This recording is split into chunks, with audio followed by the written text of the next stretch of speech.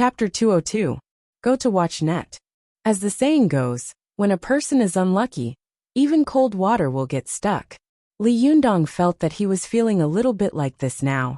He didn't know whether to laugh or cry as he looked at the furious and jealous Yanhua and said, "She and I are just ordinary friends. Go to watch net. 7K. OM." After saying that, he felt that it was inappropriate. What ordinary friends? This stinky girl also hurt a girl. And I haven't settled the score with her yet. I just didn't make trouble for her for Ziyuan's sake. Li Yundong said again. Well, we're not ordinary friends. It would have been better if Li Yundong hadn't said this. But as soon as he said it, there was a suspicion that he had confessed. Yanhua snorted and sneered. So it seems that you are very close friends? Seeing this guy pestering him like a mad dog, Li Yundong couldn't help but feel angry in his heart. But he didn't want to cause trouble. He had killed young Master He with a bolt of lightning, and the heavenly tribulation hadn't passed yet. At this time, it was really not good to cause trouble. Li Yundong couldn't help but say angrily to Wan Hongling, "Hey, what are you doing? Don't cause trouble for me." Yanhua suddenly became furious. He rushed over and pushed Li Yundong with both hands, shouting, "Are you a man or not? Why are you angry at a girl? If you have the guts, come at me." Seeing him make a move, Li Yundong snorted coldly and waved his hand. Yanhua's whole body suddenly flew up like a kite. Everyone saw Li Yundong raise his arm, and without much force, Yanhua flew more than a meter high and 4 or 5 meters away. As soon as Wan Hongling saw Yanhua fly up, she was also afraid that Li Yundong would cause trouble, so she jumped over. Her figure was elegant and graceful, and her clothes fluttered in the wind as she caught Yanhua. As the saying goes, the layman watches the fun, while the expert knows the ropes. These students only felt that Wan Hongling was agile and light. With a flash of her figure, she had already pressed down on Yanhua's shoulder and stood 4 or 5 meters away, just like a hidden martial arts master. They suddenly cheered loudly one by one. Some of them were so excited that their eyes were shining. Some of them even had the titles of the posts at the top of the gossip section of the school forum. Beautiful freshman versus legend. Is the beautiful girl stronger or Li Yundong is stronger? Extra Li Yundong's mysterious lover emerges. For the unforgettable love, he gave up the call of a famous school to follow the footsteps of love. Beauty top scholar legend. That unspeakable love triangle watch net. These laymen were all here to watch a good show. Some of them even shouted excitedly, "Fight! Go and fight!" However, Li Yundong could tell from Wan Hongling's elegant figure that she had a solid basic skills. Moreover, when she took on Yanhua, she did it with ease.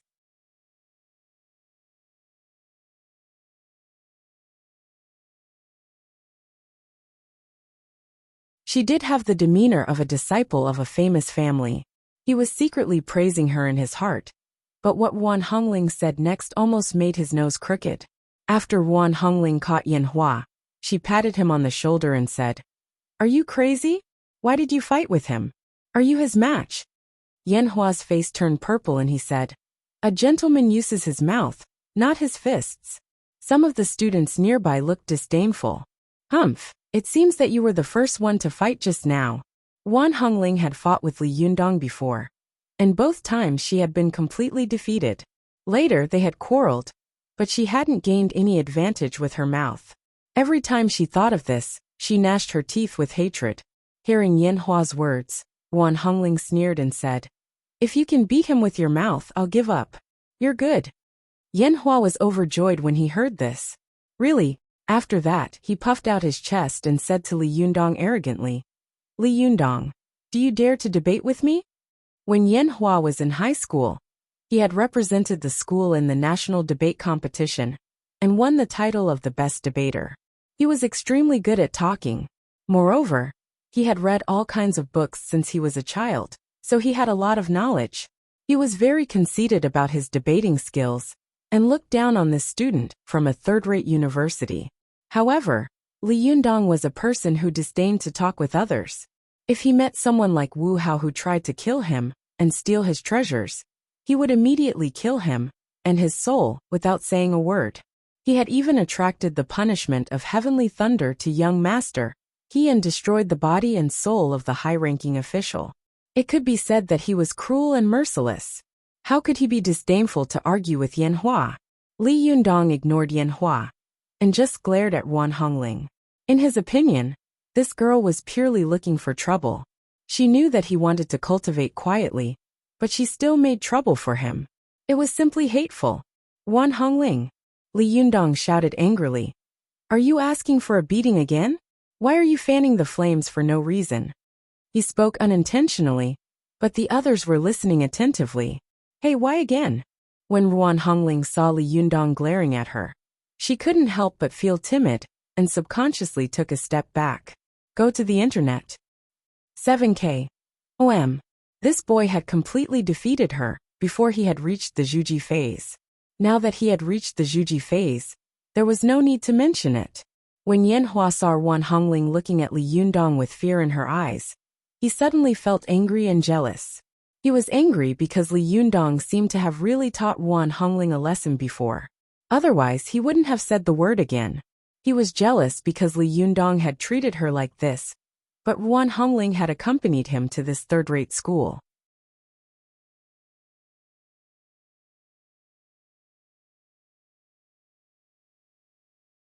He had flattered her and tried to please her, but she hadn't even smiled at him. Was there any justice in this world? Was there any law? Yanhua puffed out his chest and said loudly, "Don't be afraid, I'm here." Wan Hongling sneered and thought to herself, "Who do you think you are? You're just a bookworm." Although Li Yundong is hateful, he is the successor of the Jindan stage. Even Sister Zi Yuan has to praise him for his talent in cultivation. How can a fool like you compare to him? Hearing her sneer, Yanhua immediately felt that he had been underestimated. He hated her in his heart and shouted at Li Yundong, "What's the point of bullying a girl? If you have the ability, come at me." Li Yundong was so angry that he burst out laughing. "Is bullying a bookworm like you considered a skill?" Li Yundong said. Yanhua sneered and was about to refute when he saw Wan Hongling turn around and walk out of the cafeteria. Yanhua didn't care about arguing with Li Yundong. He immediately turned around and chased after her. "Hey, don't go, Hongling. Where are you going?" Wan Hongling turned her head and shouted at him, "Bookworm, it's none of your business where I go. Don't follow me. I'm very annoyed by you." As she said this, she quickly walked out of the cafeteria. Yanhua looked aggrieved. "Hey, why do you also call me a bookworm?" Wan Hongling stopped, put her hands on her hips and said loudly, "Yes, you are not a bookworm. You are a fool. You are an idiot. Do you understand?" Yanhua was stunned for a moment. "What did I do to offend you? Hey, don't go. Tell me clearly. What did I say wrong or do wrong?" The two of them walked further and further away. Li Yundong looked at their backs and shook his head. He snorted in his heart, then sat down again and ate his rice in a depressed manner.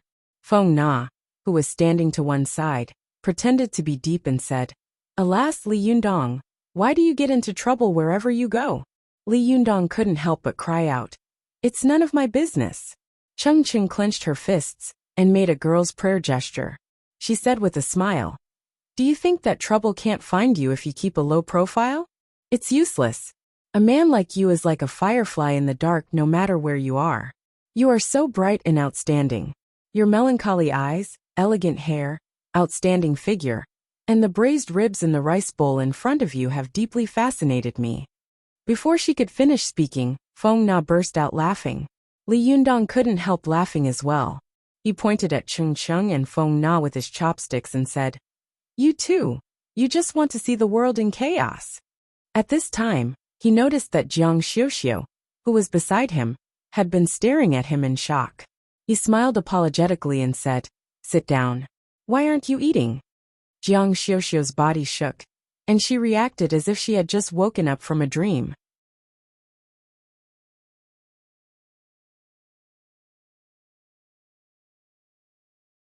She remembered what she had said in front of Li Yundong, and her face suddenly turned red. She didn't even eat, covered her face and rushed out. Li Yundong looked at her back and opened his mouth, wanting to stop her, but Feng Na couldn't help laughing and said, "Forget it, don't shout. She will only be embarrassed if she stays." Who told her to mistake Feng Jing for Ma Liang? Li Yundong glared at her. Isn't it all your prank? Feng Na immediately cried out. It's none of my business. She didn't give me a chance to speak. Li Yundong laughed and scolded. You're in the right. Do you still want me to support you to be the president of the student union? Be careful that I don't vote for you. Feng Na immediately smiled apologetically. Don't be like that. They chatted and laughed. When Li Yundong was about to finish eating, he suddenly remembered something. He asked, By the way, have you seen Zhou Qin? Feng Na was stunned for a moment. Zhou Qin? Isn't she in your class? Why are you asking me? Li Yundong said. I haven't seen her all day, and I don't know why. Feng Na said carelessly. Maybe she has something to do. Li Yundong couldn't help frowning, as he thought about what had happened between him and Zhou Qin.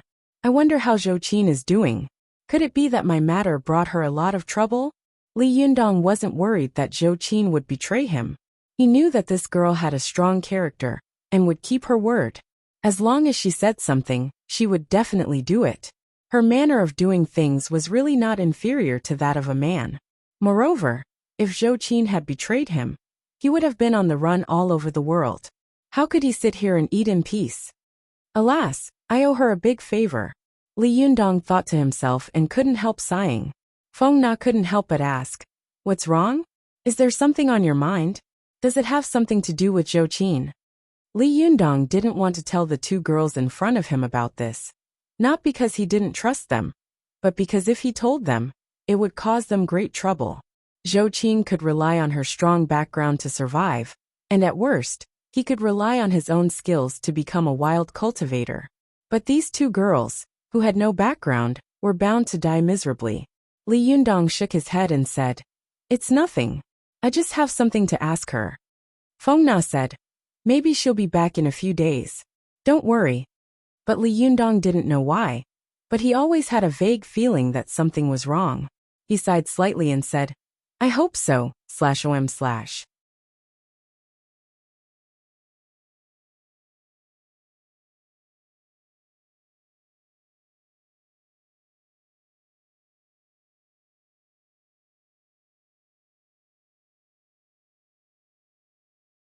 Chapter 203. Go to watch net. After Li Yundong finished his meal, he read the new books in the classroom in the afternoon. In the evening after school, he went to the library to borrow 2 more books. The speed at which he read shocked the old man in the library. He couldn't help but ask a few more questions, but Li Yundong answered all of them fluently. Only then did the old man admit defeat. He shook his head and sighed, then went to get the books for Li Yundong. Watch net. 7K. OM. The next day, Li Yundong found that Zhou Qin was still nowhere to be found in the classroom. He went to Sun Li and the homeroom teacher to ask about her, but they both gave him the same answer. No idea. Li Yundong found it more and more strange. She has never skipped class for no reason before, has she? After school in the afternoon, Li Yundong took his bank card to the bank with the intention of giving it a try. As a result, he was surprised to find that all the empty accounts in his card had been filled up, and there was more than 10,000 yuan in his account. Li Yundong was very surprised.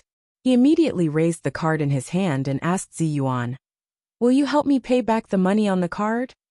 Ziyuan was meditating in the living room. She sat cross-legged, pinched her fingers, and put the back of her hand on the inside of her thigh. She looked serene and calm, with a kind of graceful beauty. She did not open her eyes and said lightly, Yes. Why would you help me pay back the money?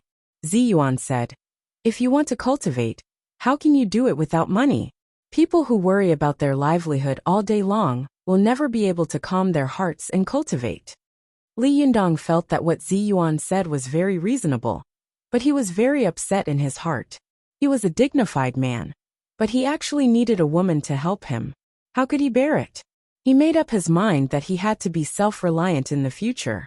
Not only did he have to make rapid progress in cultivation, but he also had to have his own career. He couldn't rely on other people's help all day long. However, Li Yundong also knew very well that now was not the time to show off his lofty and unyielding character. Otherwise, he would really have to go hungry. As Ziyuan had said, if a cultivator had a problem eating 3 meals a day, how could he cultivate? magic, wealth, companion, earth artifact. Among them, earth required a lot of money to support, not to mention the last magical item. Wu Hao had once offered 20 million yuan for Li Yundong's psychic fan of 7 treasures. From this, it could be seen that the matter of magical artifacts was the real burning of money. Li Yundong was not pretentious. He nodded and said to Zi Yuan, "Well, I'll borrow it from you first. I'll return it to you later. Watch net." Zi Yuan smiled but still didn't open her eyes and didn't speak. Net. Super_speed. More. Knew seeing that she was cultivating, Li Yundong didn't disturb her too much.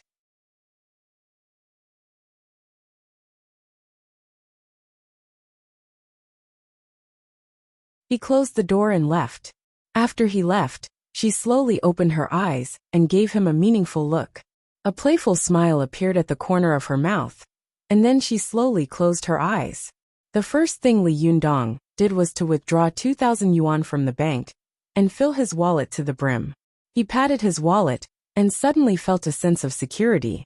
He sighed to himself. Money is a hero's courage. This is really good, he thought to himself. Although money is not omnipotent, and it can't directly buy shintong or powerful force, without money, I can't even carry out the most basic cultivation. Even if I want to treat someone to a meal, I have to think about it for a long time in my heart. Now that I have money, I feel that I have the confidence to talk to people. The so-called rich and overbearing is not unreasonable, Li Yundong said self-deprecatingly, then went straight to the mobile phone store. Although Li Yundong had sold his mobile phone on the road of cultivation, he had kept the SIM card inside. He had picked up a mobile phone that he liked in the mall and inserted the SIM card that he had kept for a long time into it. He had immediately dialed Su Chan's number, but a voice came from the other end of the line. "The number you have dialed is not in the service area. Please try again later." Damn? No way. Li Yundong immediately looked at the phone and couldn't help but curse in a low voice. Did this girl go into the deep mountains and wild forests? Li Yundong had no choice but to send a text message to Su Chan. "Girl, I saw the note you left me. I miss you very much. I have succeeded in the Juji phase. When I pass the heavenly tribulation, I will come to pick you up. Where are you now?" After Li Yundong finished writing the text message and sent it out, he picked up his mobile phone, found Zhou Qin's number in the phone book, and dialed it. But when Li Yundong dialed, there was also a voice on the phone. "Sorry, the number you have dialed is not available. Why you?"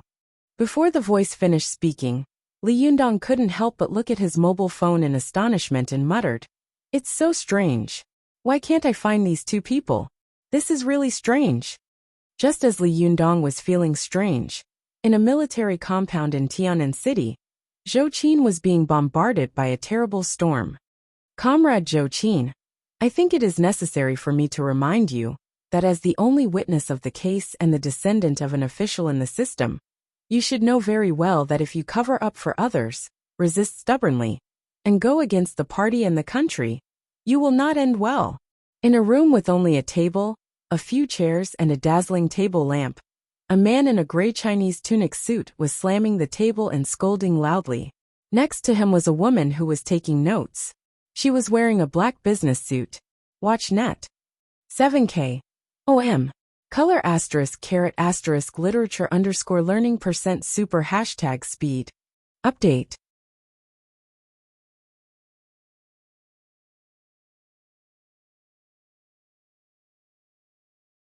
In the whole room, there was only one window behind Zhou Qin, and it was covered with thick curtains, not letting any light in. It was dark all around, and the atmosphere was oppressive and dull. Only Zhou Qin was illuminated by the dazzling light, and her face looked very pale. The mysterious disappearance of young master. He had caused a terrible earthquake in the entire Tian'an city. Young master He's father was a provincial governor. How big of a deal was it that his son had disappeared? During the whole process of young master He's mysterious disappearance, Li Yundong, Zhou Qin, and Ding Nan were important people who had contact with him on video. As for Su Chan, Zi Yuan and Ruan Hongling, because they were cultivators, they went up and down along the way and were not recorded by the surveillance cameras on the road at all. At the beginning, The investigators had locked onto Li Yundong through the surveillance cameras on the road. But when they investigated the scene, they were surprised to find that although there were footprints of young Master He and the others at the scene, there were no clues left behind. There was only a big pit that had been struck by lightning. It was as if young Master He had evaporated into thin air after being struck by lightning. Young Master He's family refused to believe this result. After more than a month of searching, the investigators finally had no choice but to announce that the missing young Master He was most likely dead. Li Yundong was a major suspect. But the problem was that although Li Yundong had appeared at the scene, and there was video evidence to prove that he had been chasing after young Master He, there was no direct evidence to prove that Li Yundong was the murderer. Unless this boy could attract lightning and kill young Master He. But as soon as this idea was put forward by the task force, it was scoffed at. Are you kidding me? Our party believes in atheism. How could you come up with such a fantastical thing? Where is your party platform? Where is your party spirit? But at this point, the case could no longer be investigated. It had entered a dead zone. Moreover, when the task force was investigating Li Yundong's identity and whereabouts, they faintly felt that there was a force secretly preventing them from investigating the case. Those who worked in the system were very sensitive. Those who dared to go against the governor must be of the same level, or even higher. In this way, the task force felt that they were in a dilemma and wanted to give up. But the He family didn't think so. Their only son was dead. Although he had done a lot of evil things when he was alive, death was the most important thing. Now they couldn't see him, and they couldn't see his corpse. The most hateful thing was that they didn't know whether he was alive or dead, let alone how he had died. Therefore, the He family's attitude was to investigate. We must get to the bottom of it and find out the truth.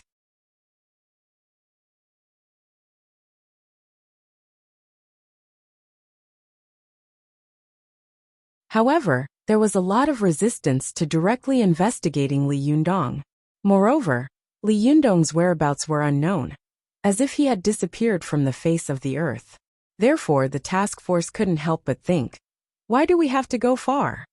Therefore, they turned their attention to Zhou Qin. This daughter of the Zhou family had witnessed the whole process of the case, from the beginning to the end. She must know the whole story. As long as they pried open her mouth, they would definitely be able to solve this case. There was no doubt that the detectives of the task force had indeed grasped the main contradiction, but they did not expect that Zhou Qin would be much more difficult to deal with than they had imagined. From the beginning to the end, Zhou Qin told almost no lies. She told them in detail that young Master He had tried to drug Ding Nan, and then tried to attack Deng Yu and Deng Jiao. In the end, the two girls had fallen from the building and died one after another. Then, she told them that young Master He had fled because of fear, and Li Yundong had chased him all the way because of righteous indignation. On the way, young Master He had caused the death of an old woman because of a car accident, and she had shot a young man and continued to flee. In the beginning, the task force did not have any objections to these things, because there was a lot of evidence to prove this point. However, when Zhou Qin reached the most critical point, she deliberately ignored the fact that the thunder was caused by Li Yundong. Instead, she only said that young Master He's actions had provoked the wrath of God, who had sent down thunder to strike him to death. When the task force heard this, they immediately sucked in a breath of cold air. They held the confession in a daze, as if they were holding a hot potato. Well, from this confession, young Master He was simply the most unredeemable person in the world.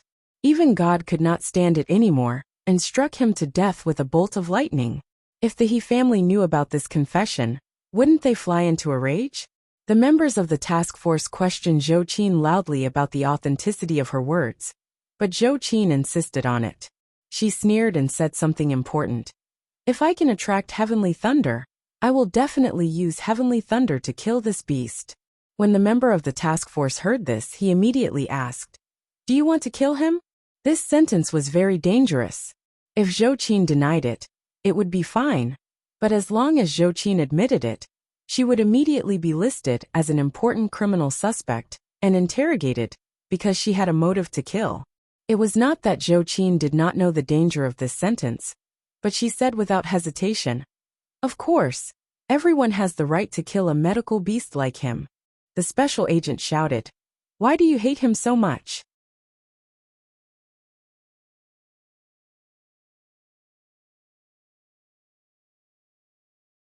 Zhou Qin said angrily, "Go and see what he has done before you ask me this question. If it were you, what would you think if you saw your classmate die in front of you, because he could not stand his insults?" The special agent shouted again, "You hate him so much. Did you kill him?" Zhou Qin sneered and said, "I also hate the Japanese. So many people die in Japan every day. Did I kill them too?" Zhou Qin's tough attitude gave the task force a headache. This girl was like a copper pea that could not be smashed, cooked, or flattened. Moreover, like young Master she was also the descendant of a high-ranking official. Naturally, they could not use those methods to extort a confession from her. The commissioners of the task force were in a dilemma for a while, and the case did not make any progress. However, the wisdom of humans was endless. A living person would not be suffocated to death by peeing. At that moment, a commissioner had an idea. He proposed to use a move of Tai Chi and throw the report in his hand to the He family and let them decide. This move worked. After the report was handed over to the He family, the case immediately turned for the better. After reading Zhou Qin's confession, the He family immediately flew into a rage. Young Master He's father directed all his anger at Zhou Qin and the Zhou family. He even cursed, "The Zhou family made my He family die, so I won't let them have a good time." Then a political earthquake occurred. The He family quickly contacted their allies and attacked their old friend, the Zhou family, at lightning speed. In the system, who didn't have some dirty things under their butts? Soon, Zhou Kechang's younger brother was arrested for corruption and bribery. Zhou Kechang himself was implicated and was punished by the Commission for Discipline Inspection. Zhou Qin was quickly transferred to the military region and closely monitored. The Zhou family personally sent 2 commissioners to the Tiannan military region to take over the case. 2 months ago, Zhou Qin was still a proud daughter of heaven, but in the blink of an eye, she had become a prisoner with nothing. A terrible storm was approaching this 20-year-old girl. /om/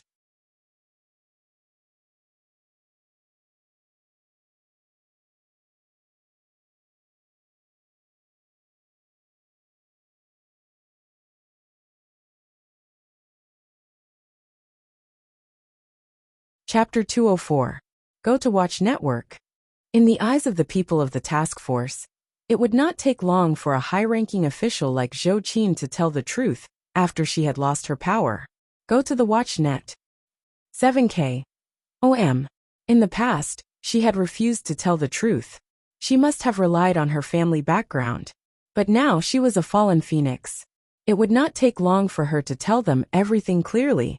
But the fact was that Zhou Qin's stubbornness and tenacity had seriously exceeded everyone's expectations. In the face of the aggressive questioning from the man in the Chinese tunic suit, Zhou Qin endured the torture of not eating for 3 days and not sleeping for 2 days. She raised her eyes, looked at the man in front of her coldly, and said, "I'm telling the truth. If you don't believe me, there's nothing I can do." The man in the Chinese tunic suit slammed the table angrily, pulled out the notebook of the recorder beside him, and threw it in front of Zhou Qin. He shouted, "Look at it clearly. You said that young master he was killed by lightning?" Zhou Qin didn't even look at it and said lightly, "Yes." The man in the Chinese tunic suit said angrily, "How could he be killed by lightning there? Who in the world would believe it? What is your intention for protecting Li Jiandong like this?" Zhou Qin suddenly snorted and raised her head. "Why are you so diligent in investigating less cases? What is your intention?" Although Zhou Qin was so weak that she was gasping for breath after saying a few words, her eyes were full of disdain and unyieldingness. This girl seemed to never know what compromise was and what surrender was. The man in the Chinese tunic suit said angrily, "Zhou Qin, I'm warning you for the last time. Don't play with fire." Zhou Qin sneered and said, "This is the 4th time you've said something like this." The man in the Chinese tunic suit was furious. He subconsciously wanted to lose his temper, but from the corner of his eyes, he saw the recorder beside him pursing her lips and snickering. These days, those who could enter the Commission for Discipline Inspection, as a recorder, were definitely not easy to deal with. The background behind them was more and more powerful. The man in the Chinese tunic suit didn't dare to scold her. He just snorted angrily and left. Seeing him leave, the recorder packed up her documents and stood up to follow him out. But before she left, she turned her head and looked at Zhou Qin curiously, her eyes full of confusion. Previously, this girl had been stubborn because she believed that the power and background behind her wouldn't do anything to her. But now, her father had fallen from power. Where did her support come from? Where did her tenacity come from?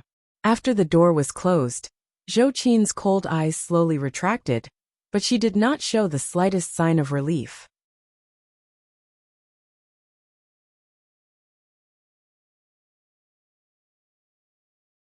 She still leaned against the chair and lowered her eyes, so that no one could see the emotional changes and psychological activities in her eyes.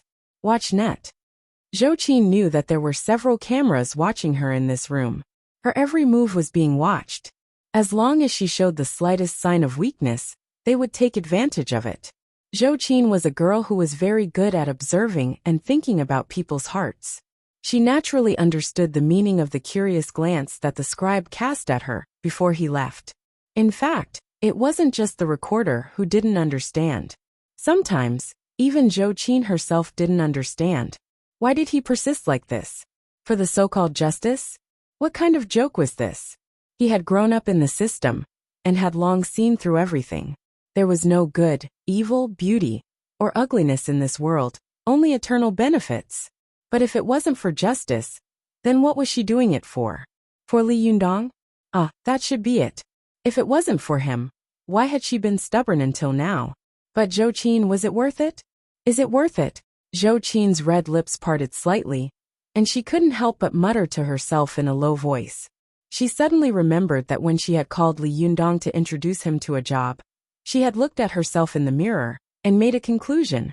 Zhou Qin, you've fallen in love with such a boy. In the future, you will suffer. However, she had never thought that the suffering would be so great, so bitter. Her family had even been destroyed in a day. Was it all worth it? Although the expression on Zhou Qin's face was as cold as frost, she couldn't help but smile bitterly in her heart. If this boy is as devoted to me as he is to Su Chan, then everything I do for him will be worth it. No matter how much suffering I have to suffer, I will gladly endure it. Zhou Qin thought. But he doesn't like you, Zhou Qin. Is it worth it to do this for a boy who doesn't like you? A big question mark appeared in Zhou Qin's mind. At this moment, Zhou Qin's heart suddenly moved, and she felt a little confused. Watch net. Color *** literature _learning %super #speed. Update. Just as she was feeling lost, the door was suddenly pushed open with a creak. Zhou Qin raised her head, and was surprised to find that the person who came in was her father. Zhou Qin raised her eyebrows, and her blank and weak expression was instantly hidden behind a cold and hard mask. She sneered coldly and said, "Why is it you? Didn't you get arrested?" In fact, Zhou Qin knew the answer to this question very well. She just couldn't help but mock her father, who was usually high and mighty. Zhou Keqiang was wearing a black suit, and his body was still neat and clean. Other than the fatigue in his eyes, it was hard to tell that he was a cadre who had been investigated. Zhou Keqiang glanced at Zhou Qin, chuckled, and sat down in front of her. The organization wants me to atone for my crimes.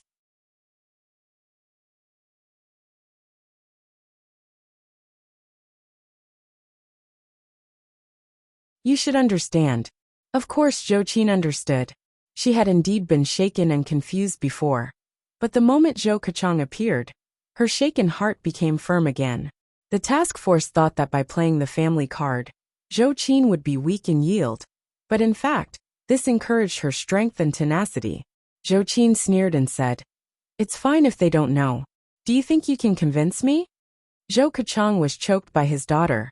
He sighed and said, Qin, no matter what, I am still your father, right? Can you not talk to me in such a tone?" Zhou Qin snorted coldly and turned her head away.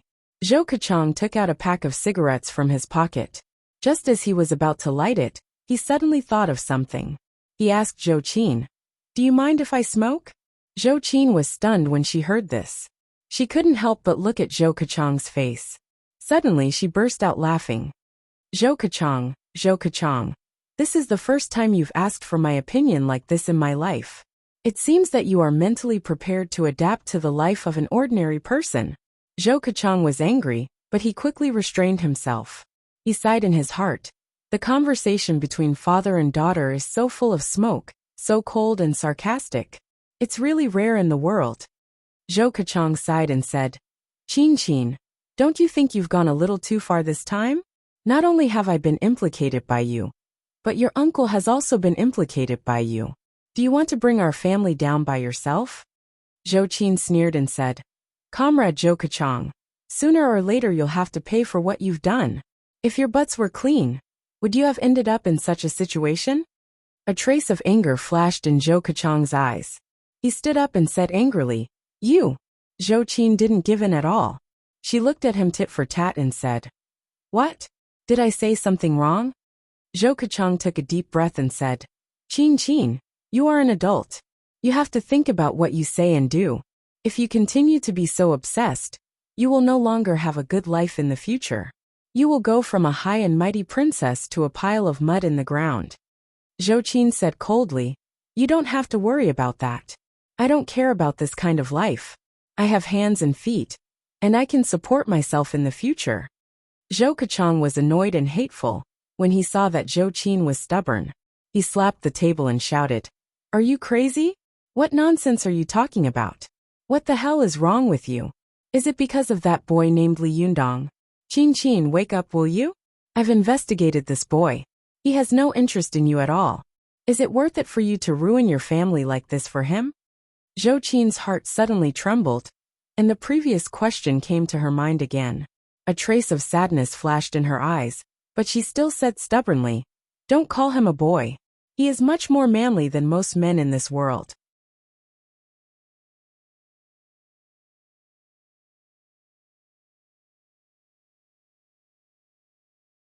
Zhou Keqiang said angrily, So what? Even if you have done so much for him, does he now? Will he be moved? Will he be grateful to you? Do you think that after you have done so much, he will change his mind and like you? Qin, don't be silly. He won't change his mind. This sentence was like an iron hammer, hitting Zhou Qin's heart hard and making her tremble all over. Zhou Qin couldn't help but think of what Su Chan had said to him while crying and comforting him after Li Yundong had killed He Xiao with heavenly thunder. At worst, when the divine tribulation comes, I will die with you. I have been happy with you for so many days. It's not a big deal to die. What had Li Yundong said at that time? Yes, he had said at that time, You know me best. Others say that you are a witch, but in my opinion, you are the most lovely and considerate woman in the world. How can I, Li Yundong, have a woman like you as my companion? Thinking of the scene at that time, Zhou Qin felt as if her heart was being stabbed by a knife, and tears almost fell from her eyes. There seemed to be two people in Zhou Qin's mind. One said, Zhou Qin, don't be silly. Li Yundong won't choose you. But the other said, But Zhou Qin, don't you want to know whether this boy has you in his heart or not? If you give up everything for him, will this boy look at you more and like you a little more? This voice suddenly made Zhou Qin's heart tremble. She suddenly opened her eyes wide, like a desperate person seeing a glimmer of heaven.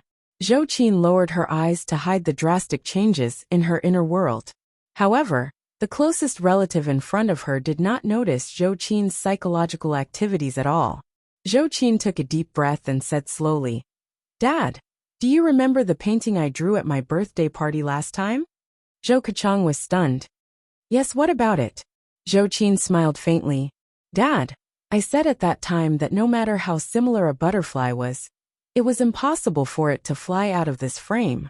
Zhou Keqiang was confused. So what? Zhou Qin smiled and said, It's nothing. You won't understand. And I don't expect you to understand, because you have never understood since you were a child. Zhou Keqiang became more and more confused. What do you mean? Zhou Qin shook her head and said, It's nothing. Just think of me as a willful daughter. I've had enough of these restrictions. I want to be free to choose for myself. Zhou Kachang stood up in shock and anger. Are you crazy? You'll regret it. Zhou Qin smiled slightly. Whether I regret it or not is my own business. It has nothing to do with you. Everyone only has one path in life. The path is walked by oneself, and it is also chosen by oneself. I will not regret it. After Zhou Qin finished speaking, she watched her desperate father walk out of the room step by step, as if he had become a statue again. Her eyes wandered around the cold and dark room.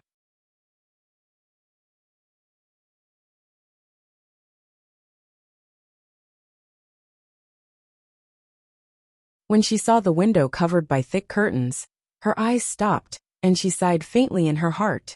Li Yundong, will you look at me again? Just as Zhou Qin had made up her mind, Li Yundong was preparing to start the cultivation of the fifth heaven of Shentong at home, in Hongxing New District. /om/.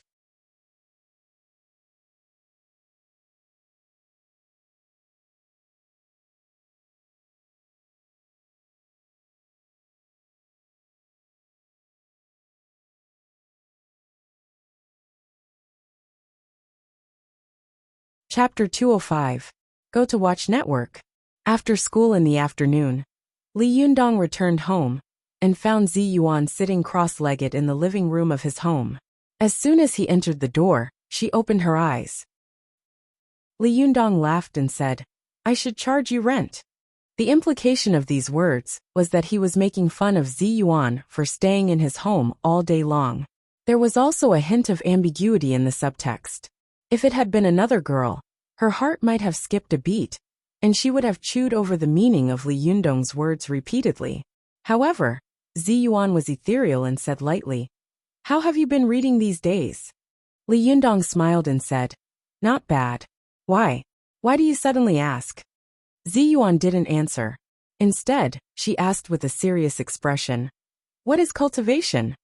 A small part of Li Yundong's cultivation kung fu had been taught by Su Chan.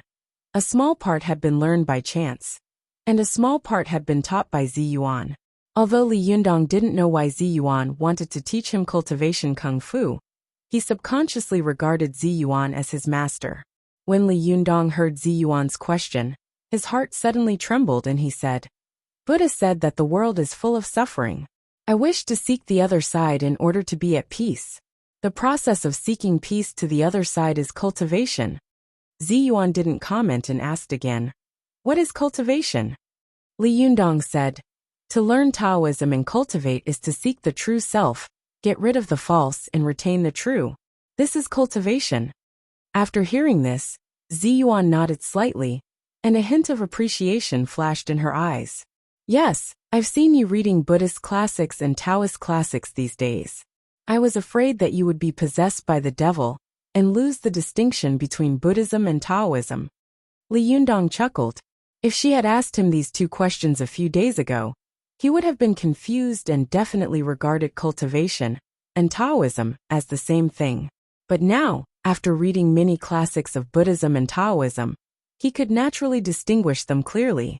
Li Yundong smiled and said, Is it that serious? In my opinion, Buddhism focuses on cultivation, while Taoism focuses on Taoism. Although one focuses on practice, and the other on truth, in fact they have one thing in common, that is, cultivation. Hearing this, Zi Yuan became interested and asked, Oh, what do you mean by that? Li Yundong was not in a hurry to explain. He simply sat cross-legged on the floor of the living room. He noticed that there was a futon where Zi Yuan was sitting. He smiled and said, Did you bring this yourself? Zi Yuan nodded and asked, Do you know why people who meditate need a cushion under their feet? Li Yundong paused. I don't know. Zi Yuan smiled and said, Take your time to think about it. Now you can continue with the topic just now. Watch net.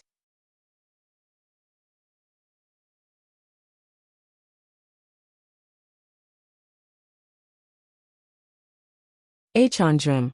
Li Yundong shifted his attention from the futon to explaining cultivation and cultivation. He said, The cultivation of cultivation is the same as that of cultivation. They are both methods. Cultivation is about the process of understanding, while cultivation is about getting rid of the false and retaining the true through a certain cultivation method. As he spoke, he glanced at Ziyuan. She nodded and said, "You're right. Go on." Li Yundong was encouraged and said, "In my opinion, there is no need to make such a clear distinction between cultivation and cultivation." Ziyuan said disapprovingly, "For thousands of years, Buddhism and Taoism have been incompatible like fire and water. The two cannot exist side by side. How can they be confused?" Li Yundong shook his head. He gave an example and said, "If I go to Beijing, I can choose to walk or take a plane. What's the difference? They all go to the same place. The only difference is that taking a plane is much faster than walking." Ziyuan retorted, "Isn't speed the biggest difference?" Li Yundong waved his hand and said with a smile, No, speed has its advantages, but it also has its disadvantages. Buddhists pay more attention to the process of cultivation, just like walking to Beijing. Although it is slow, it is precisely because he walks step by step that he saw the scenery and people along the way. It can be said that he has seen all kinds of people in the world. It doesn't matter whether he can reach the end or not, because he has already completed his cultivation. Watch net. 7K.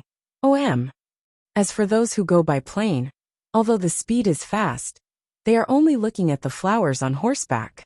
They can only appreciate the pleasure of looking down from a high place, but they have no time to see the true face of the world. Even if they reach the end, how can they get rid of the false and retain the true in this complicated world? Ziyuan's expression changed. Originally, she had just wanted to warn Li Yundong so that he wouldn't go crazy between Buddhism and Taoism. That was why she had asked. But she hadn't expected that Li Yundong would actually say his own unique opinion. How long had he been reading books? And how long had he been in contact with cultivation? How could he say such a thing? Could it be that he was really a cultivation genius that had not been seen for 100 years? For thousands of years, there had been countless disciples of the Jingyi school, and there were countless geniuses among them. Ziyuan had seen too many, but it was the first time in her life that someone like Li Yundong, who had been in contact with cultivation for such a short period of time, had made such rapid progress. She looked at Li Yundong in surprise and said, "Go on." Li Yundong smiled again and said, "Of course, you can also say it the other way around. There are yin and yang sides to everything. Take walking to Beijing for example.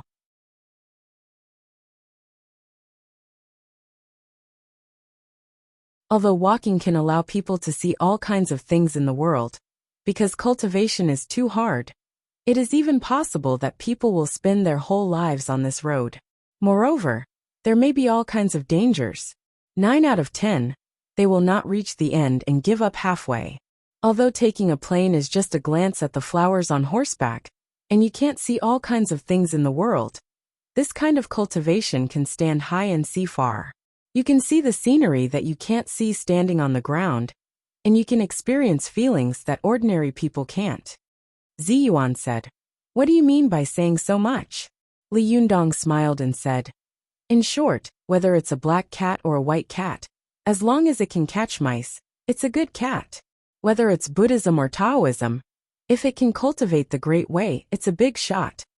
Ziyuan laughed and said, "Then you still haven't made clear the difference between Buddhism and Taoism?" Li Yundong asked curiously, "Why should I make it clear? Didn't I say it? As long as I can reach my destination, whether it's walking or taking a plane, as long as I can achieve the purpose of cultivation, it's good. Because walking is good, and taking a plane is good. There is no perfect thing in this world. In my opinion, if I want to experience all kinds of things in the world, I will walk, just like when I went to Tibet. If I want to move forward quickly, I will take a plane. In short, choose different methods according to your different needs. Why do you have to distinguish between Buddhism and Taoism?" Li Yundong said with a smile. Ziyuan's face was full of shock, and her mind was suddenly a little confused. She subconsciously wanted to deny Li Yundong's point of view, but she didn't know how to say it. Ever since she had been conscious, her master and grandmaster had been telling her that Buddhism and Taoism were different, and they couldn't be combined into one. This concept was equivalent to someone telling her that heaven and earth were different, and they couldn't be combined into one. However, why couldn't they be combined into one? Ziyuan had never thought about it. Just as she had once said to Li Yundong, "The road is under your feet," but sometimes people ignore it and don't pay attention to it. Why is it called buying things instead of buying north and south? Why is it called sleeping peacefully instead of sleeping peacefully? Why do people have to sit cross-legged when cultivating? This was something that many people saw, but they took it for granted. They had never thought about why. And Ziyuan was the same. She had always known that Buddhism and Taoism couldn't be practiced together. But she didn't know why it couldn't be practiced together. It was just like how Li Yundong had never thought about why people needed a cushion under their buttocks when they sat cross-legged. Ziyuan looked at Li Yundong with a complicated look in her eyes.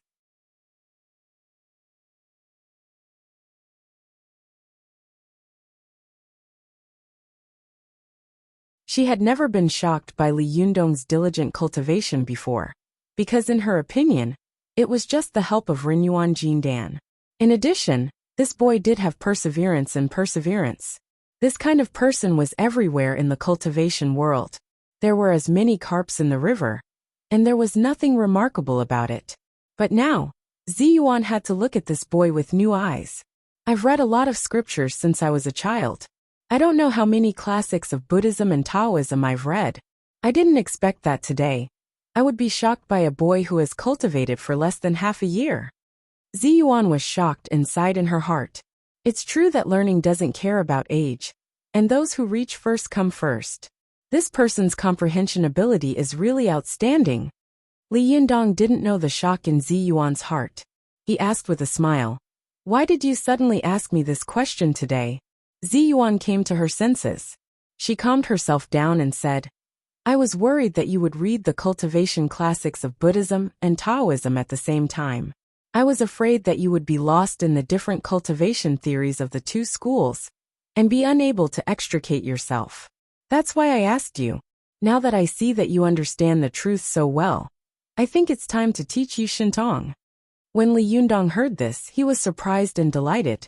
He couldn't help but be excited and said, "I can learn Shintong?" Ziyuan nodded and said, "When you first completed the Zhuji phase, you could actually learn Shintong. But at that time, your theoretical foundation of cultivation was too poor. You didn't understand a lot of things, and you didn't understand a lot of principles. But I saw that you have been reading the classics without eating or sleeping for the past few days, and you already have a certain theoretical foundation. You know how to start thinking about various cultivation problems. Then, I can start teaching you the realm of the 5th level of cultivation." When Li Yundong thought that he could use a powerful magic like the Fan of 7 Treasures with Shentong, he couldn't help but be so excited that he wanted to scratch his heart and lungs. He couldn't help but ask, "Can I learn it now?" Seeing that he was so anxious, Ziyuan couldn't help but pull a long face and shout, "Look at how anxious you are. Not to mention learning Shentong. You even have basic luck problems now." Li Yundong's expression became serious. He took a deep breath and sent the qi into his dantian. His whole body suddenly calmed down and he said solemnly, "I've learned something." Ziyuan nodded and continued, "Well, today I'll teach you the 5th level of cultivation Shintong. == Sorry, I went out for dinner. The update is late. /om/.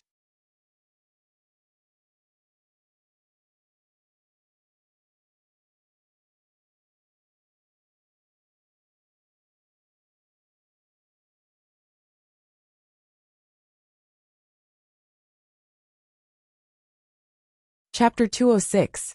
Go to the Internet. Ziyuan was a cultivator who liked to ask why. She had to ask why everything happened. She had to figure things out before she gave up. Go to the Internet. 7K. It was the same when she taught Li Yundong cultivation. From the very beginning, she taught Li Yundong to take the initiative to think, what is cultivation? Until now, she had begun to teach Li Yundong the most important Shentong in cultivation. She still started with the rhetorical question, what is Shentong? Ziyuan sat cross-legged. Her appearance and bearing were like a pine tree. She was like a master of a sect, which was not to be underestimated. Li Yundong had read the Sarangama Sutra and the records of Zongjinglu before, so he said without hesitation, Shintong is different in Buddhism and Taoism. Ziyuan asked, "What's the difference?" Li Yundong explained, "Buddhism believes that Shintong is the ability to understand things. Shintong is divided into 3 categories: heavenly eyes, heavenly ears, otherworldly mind, Shintong, predestination and omniscience. Taoism's Shintong is not divided into so many realms. Taoism believes that there are 5 kinds of Shintong in heaven and earth, which are Taotong, Shintong, Yitong and Yaotong. The Shintong among them is the way for cultivators to reach the God realm through the cultivation of the mind." Ziyuan smiled and asked, "What's the difference between the other 4 Shintong and the Shintong?" Li Yundong continued, "Taotong refers to those who have cultivated to the extreme in theory and knowledge, and thus become saints. For example, Laozi, Confucius, Mencius in the pre-Qin period, and Wang Yongming in the Ming dynasty. Yitong refers to some medicinal baits in heaven and earth that have gathered the lingqi of heaven and earth and become spiritual creatures, such as the spirit of ginseng and so on. Yitong refers to the lingering spirits of the dead who have not been reincarnated and finally become demons and ghosts. Go to the internet. Yaotong refers to the fox turning into a spirit and the wood and stone turning into demons. This refers to Yaotong." Speaking of this, Li Yundong couldn't help but mutter in his heart, "So the little girl is a demon?" She nodded and said, "That's right. There are 5 ways to obtain extremely powerful strength in this world. First, you have to learn. When your knowledge reaches the level of Confucius and Laozi, you will be able to mobilize the noble spirit between heaven and earth. Even if you don't know magic, you will be invulnerable to all evil. Even if demons and ghosts see you, they will have to take a detour and not dare to offend you. Therefore, in this world, there is a saying that all things are inferior, and only those who study well are superior." Ziyuan's words made Li Yunyang's heart skip a beat. He was more and more sure that he wanted to read a lot of books.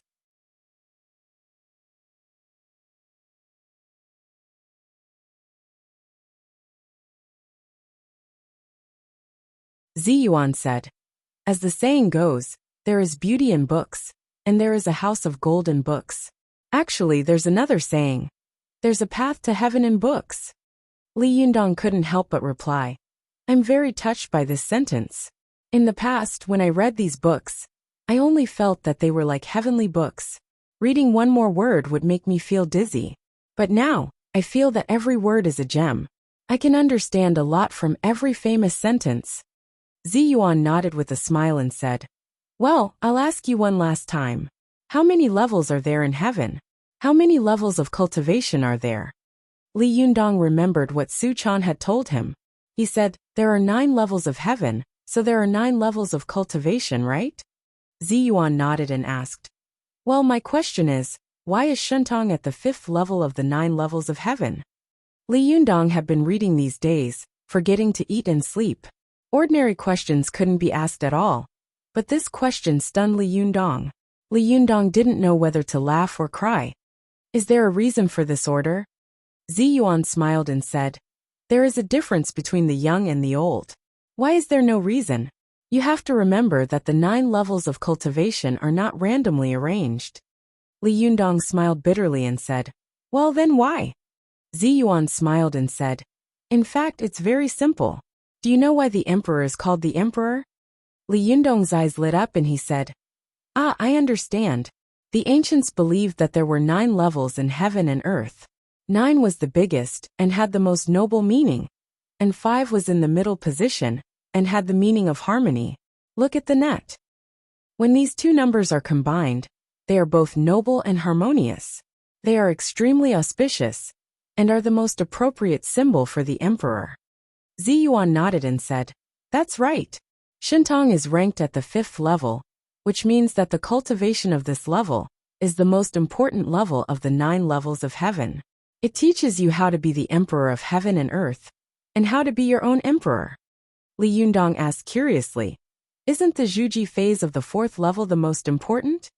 Ziyuan said, "Zhuji phase is just a watershed. If you can pass the Zhuji phase, it means that you have the strength to compete for the world, but you can't be the emperor yet. But when you complete the 5th level of heaven, you can already become the king of the world. Not only can you be your own emperor, but you can also be the emperor of heaven and earth. Because at that time, you have the power to move mountains and fill seas. What the emperor can do, you can also do. Li Yundong's eyes couldn't help but light up when he heard this. Who didn't want to be the ruler of heaven and earth, and have the power to move mountains and fill seas?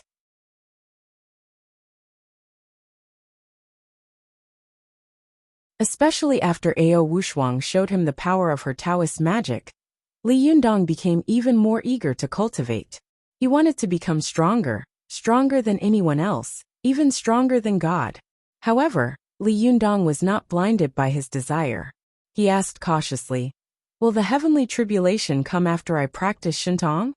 Zi Yuan nodded at him and said, "Yes, Shintong can make you extremely powerful, so from now on, God will be watching you every minute and every second. If you don't practice Shintong, although the heavenly tribulation will come sooner or later, if you are good at hiding and biding your time, you can at least live for more than 20 years. But once you practice Shintong, there will be no room for maneuver. You have to face the most terrible power in the world, the heavenly thunder." Zi Yuan said with a serious face, "You have to think about it carefully." Li Yundong laughed and said, "What's the point of living a mediocre life? Even if you live longer than a turtle, what's the point? There's no need to think about it. I must practice Shintong, and I will definitely pass the heavenly tribulation." Zi Yuan saw that Li Yundong was full of confidence, but she didn't know where his confidence came from. She said, "Well, then I'll teach you Shintong. Now close your eyes, sink your qi into your dantian, gather the 3 flowers above your head, and gather the 5 qis above your head. Then, mobilize the Niden in your body, and gather the Jinqi in your body to the top of your head. When this Jinqi is refined, you have to deliberately control this refined qi to go to your Niden."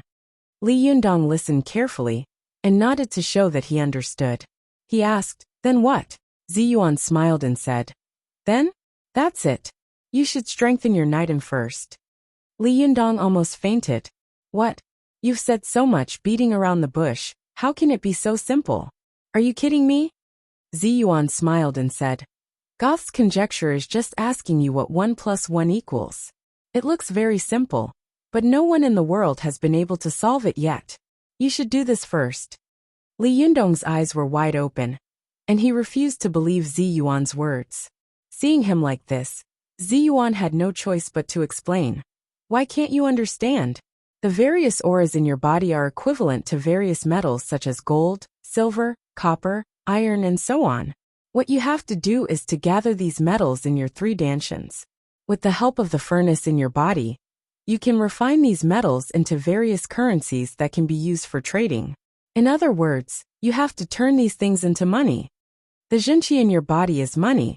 If you encounter something, you have to take out money to buy or settle something." Zi Yuan made a very vulgar but easy to understand analogy. There are many countries in the world, and there are many kinds of goods, but the function of money is the same.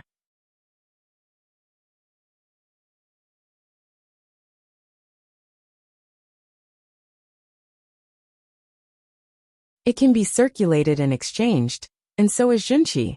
The divine ability technique is to strengthen your true essence and make you rich. Then, you can buy whatever you want and learn whatever spells you want. You can learn whatever spells you want. You can learn whatever spells you want to learn. This metaphor made Li Yundong understand all of a sudden. He suddenly said, "I see, I understand.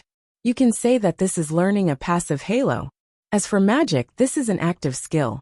The passive halo has a bonus effect on the active skill." Seeing that Li Yundong's analogy was even more vulgar than hers, Zi Yuan didn't know whether to laugh or cry. She thought to herself, if the senior cultivators heard you make such an analogy of cultivation, they would be so angry that they would smoke from their 7 orifices. After Li Yundong understood, he didn't say anything more. He closed his eyes and quickly entered a meditative state.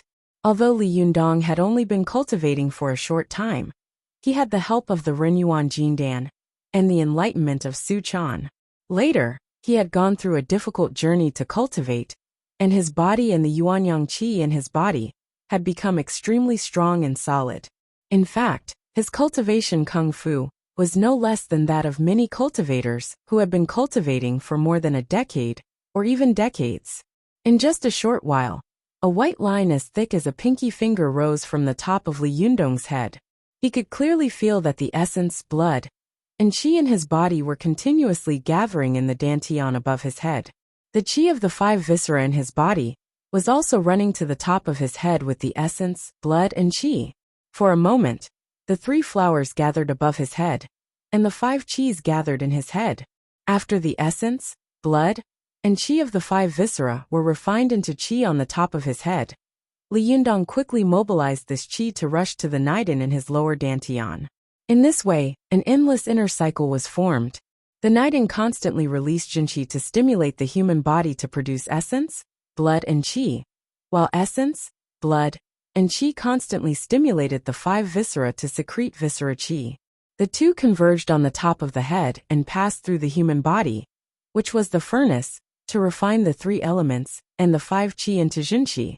Then this jinqi was sent back to the niden by Li Yundong, thus strengthening the niden, stimulating it to produce more jinqi, and stimulating more essence, blood, and qi of the 5 viscera to be secreted and produced.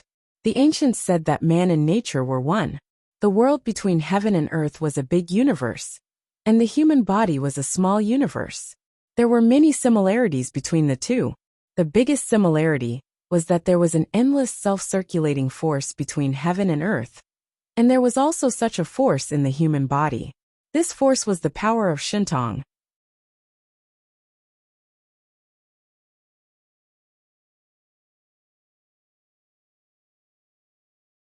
After about 2 or 3 hours, Li Yundong slowly opened his eyes. When he opened his eyes, he found that Zi Yuan was also meditating motionlessly. As soon as Li Yundong's gaze fell on her jade-like cheeks, she woke up slowly. Zi Yuan glanced at Li Yundong and said, "You're awake? How do you feel?" Li Yundong chuckled and said, "I feel good, but I don't feel like I have any Shintong power. I feel like I'm the same as before. There's no difference." Zi Yuan smiled. She looked at the fan of the 7 treasures, which was not far away from Li Yundong, and said, "You can try to transfer your jinqi to the fan of the 7 treasures and see what will happen." Li Yundong's heart suddenly skipped a beat. His eyes fell on the fan of the 7 treasures, and his heart couldn't help pounding. This fan of the 7 treasures is already so powerful when it doesn't have mana. What will happen when it has mana? /om/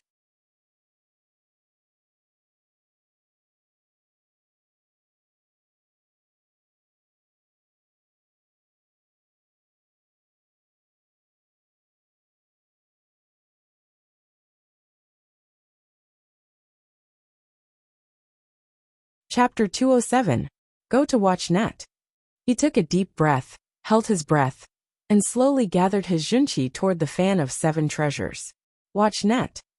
7K, OM. At first, there was nothing strange about the fan of 7 treasures.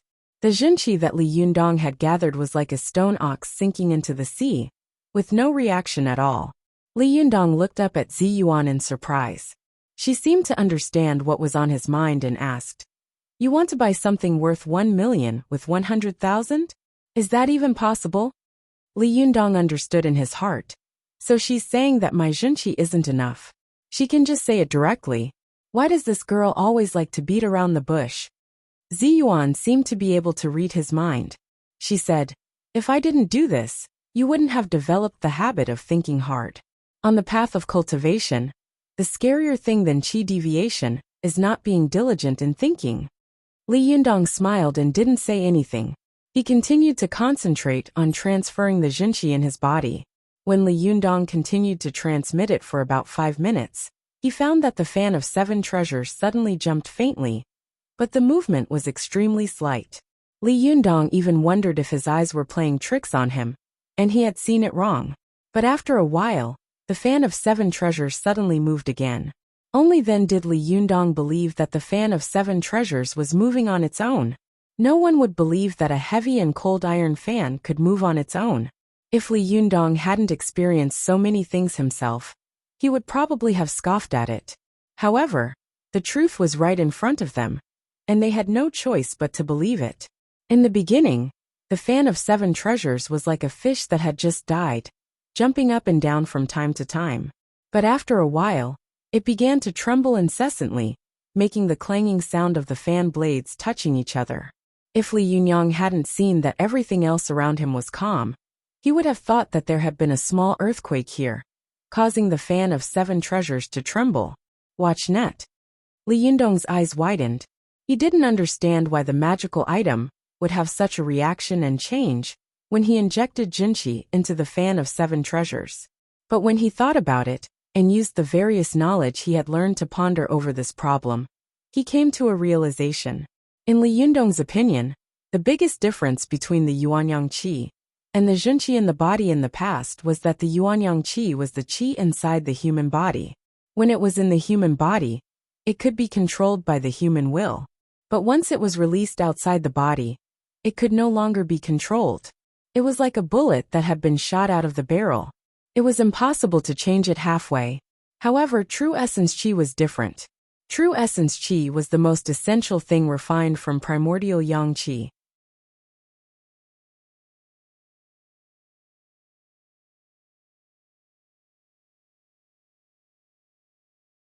It was emitted from the Niden and condensed without dissipating. Even if it was released from the human body, it could still be controlled by the cultivator. It was like a tentacle extending out of the human body. It could touch things, and if the tentacle was strong enough, it could even grab some objects. This was the simplest divine ability, telekinesis. When this power was large to a certain extent, this purest power could grab all kinds of things in the world at will for its own use. Just like Su Chan's master, Ao Wushuang, she could summon the 5 elements of gold, wood, water, fire, and earth to attack the opponent. As Li Yundong continued to inject Jinqi into the fan of 7 treasures, he could feel that there was a force in the fan that was constantly resisting his Jinqi. But as he continued to inject it, this resistance was weakening little by little. Li Yundong's heart skipped a beat. He couldn't help thinking, could it be that this is the spiritual power left by the previous owner of the magical item? If I dispel this spiritual power now, and inject my own spiritual power into it, will this fan of 7 treasures have my spiritual power and listen to my command? Thinking of this, Li Yundong felt that he had suddenly become enlightened in the way of divine ability. He no longer held back and subconsciously increased the strength of the Jinqi in his body, continuously sending it into the fan of 7 treasures. Watch net. Under the fan of 7 treasures was originally a special magical item of the patriarch of the Fox Zen school, the rock fox. It could not be used by those with extremely powerful magical powers. But after thousands of years, since the mystical silver fox, the Fox Zen school had been full of yin and yang. No male fox could use such a magical item. Over the long years, the strong spiritual power condensed by the rock fox on such a magical item slowly dissipated. Li Yundong continued to inject Jinqi, which was the process of expelling the spiritual power condensed by the rock fox on such a magical item.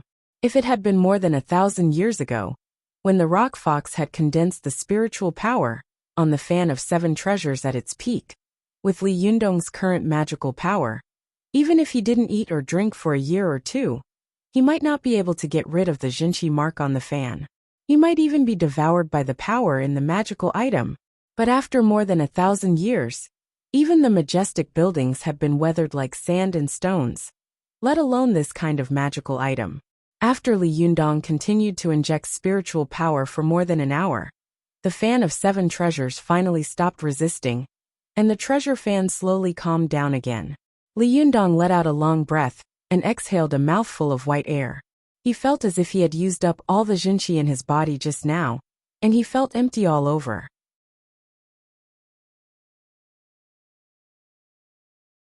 Just as Li Yundong was about to stop and take a rest, he heard Ziyuan say, "Don't rest. Controlling a magical item is like controlling a beast. If you can't conquer it when it's at its weakest and most empty, when it comes back to its senses, it will be twice the effort and half the result if you want to conquer it again." Li Yundong had no choice but to cheer up.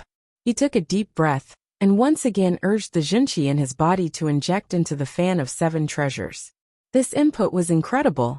Li Yundong suddenly stared at the fan of 7 treasures in front of him, shocked beyond belief. Wherever Li Yundong's Junqi went, the fan of 7 treasures would emit a faint golden light. When the Junqi flowed to the leaves of the fan, the golden Sanskrit characters on the leaves also shone brightly. After a while, the fan of 7 treasures suddenly jumped up. With a swoosh, all the leaves of the fan opened, like a peacock spreading its tail. In an instant, the room was filled with golden light. After the fan of 7 treasures opened in an instant, the ribs on both sides of the fan did not move. The blades in the middle seemed to have become active, rotating at a high speed like the gears of a fan. They were so fast that they almost formed afterimages, making a dense clanging sound. In this afterimage, the golden Sanskrit characters on the fan of 7 treasures burned like flames in the golden light, jumping and ready to come out. Li Yundong only felt that these burning golden Sanskrit characters were condensing a powerful force, majestic and powerful, like Buddha preaching sutras and Vajra glaring at him. The fan of 7 treasures seemed to have a life of its own. It slowly turned around in the room, and when it faced Zi Yuan, it couldn't help but shine with golden light. The burning golden Sanskrit characters on the leaves of the fan became extremely vigorous. As if in the next second, these characters would turn into golden flames and pounce on Zi Yuan, burning her to ashes. Li Yundong was tongue-tied and said, "What's going on?" In the face of the strong hostility of the fan of 7 treasures, Zi Yuan's expression did not change, as if she could not feel this power. She said lightly, "This is the process of the magical item recognizing its master. Just like when a small animal first opens its eyes, it will subconsciously regard the first thing it sees as its mother. However, the magical item has intelligence. It will immediately find a master with the same aura as itself, and reject other auras around it." Li Yundong said curiously, "It's really amazing." He saw that the leaves of the fan of 7 treasures were spinning fast like a chainsaw, and the golden Sanskrit characters around the leaves were like flames. He wanted to reach out and touch it, but he didn't dare. Li Yundong couldn't help asking, "Then how do I use it?" Zi Yuan said, "When the magical item just recognizes its master, it will automatically protect you.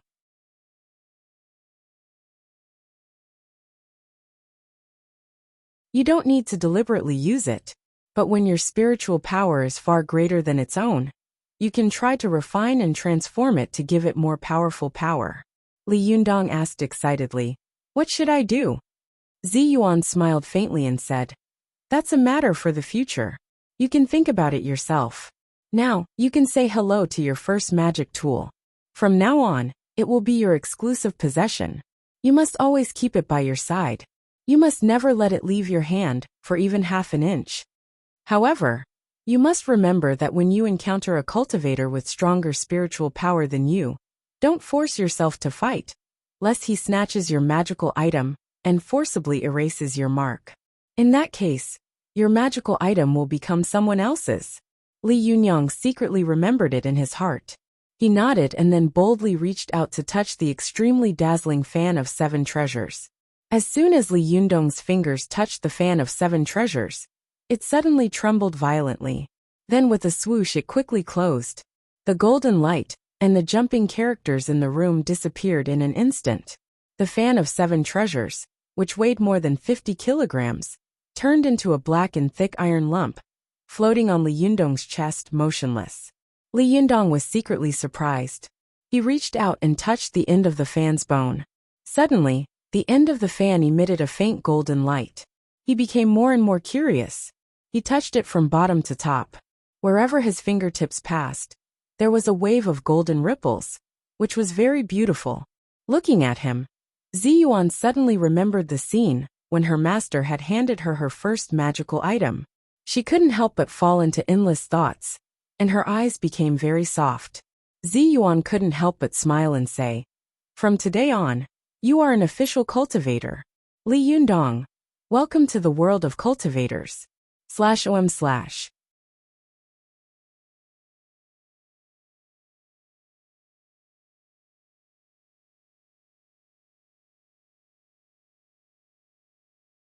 Chapter 208.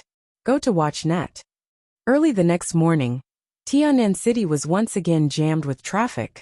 By the time Li Yundong arrived at Tian'an University with the fan of 7 treasures on his back, it was already 9:30 a.m. WatchNet. 7K. OM. Li Yundong couldn't help but mutter to himself as he got out of the car.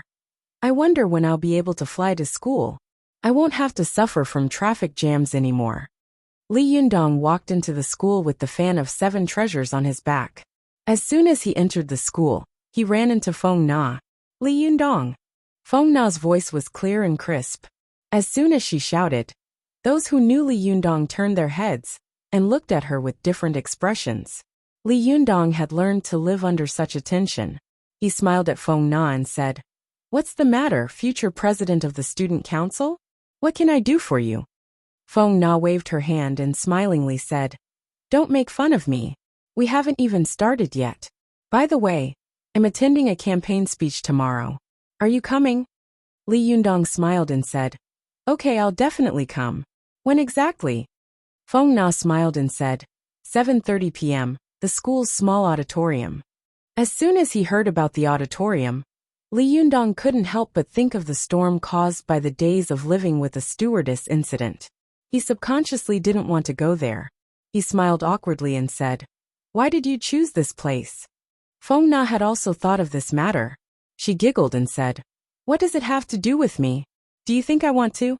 As they walked side by side into the school, Li Yundong said, "Where's Ching Ching? Isn't she inseparable from you?" Feng Na sighed and said, "Alas, don't mention it. I'm in my senior year, and I'm about to graduate. I'm about to enter the big vat that is society. I'm busy looking for a job." Li Yundong said in surprise, "It's only the beginning of the 4th year. Are you busy looking for a job?" Feng Na smiled.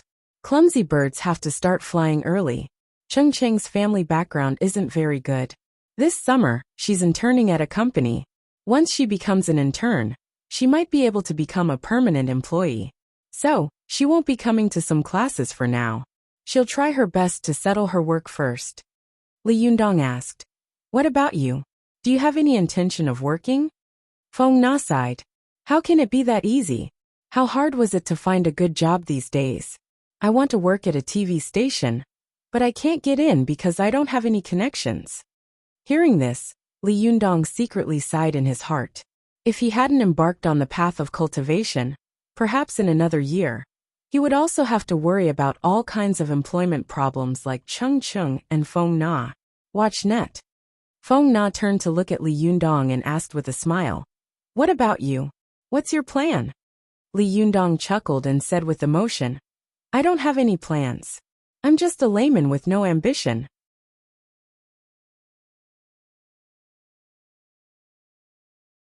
Feng Na pointed a finger at Li Yundong and laughed. "Excessive modesty equals arrogance." Li Yundong smiled and said, "I'm not being modest. I really haven't thought about what I want to do after graduation." As he said this, he sighed and looked at the familiar campus.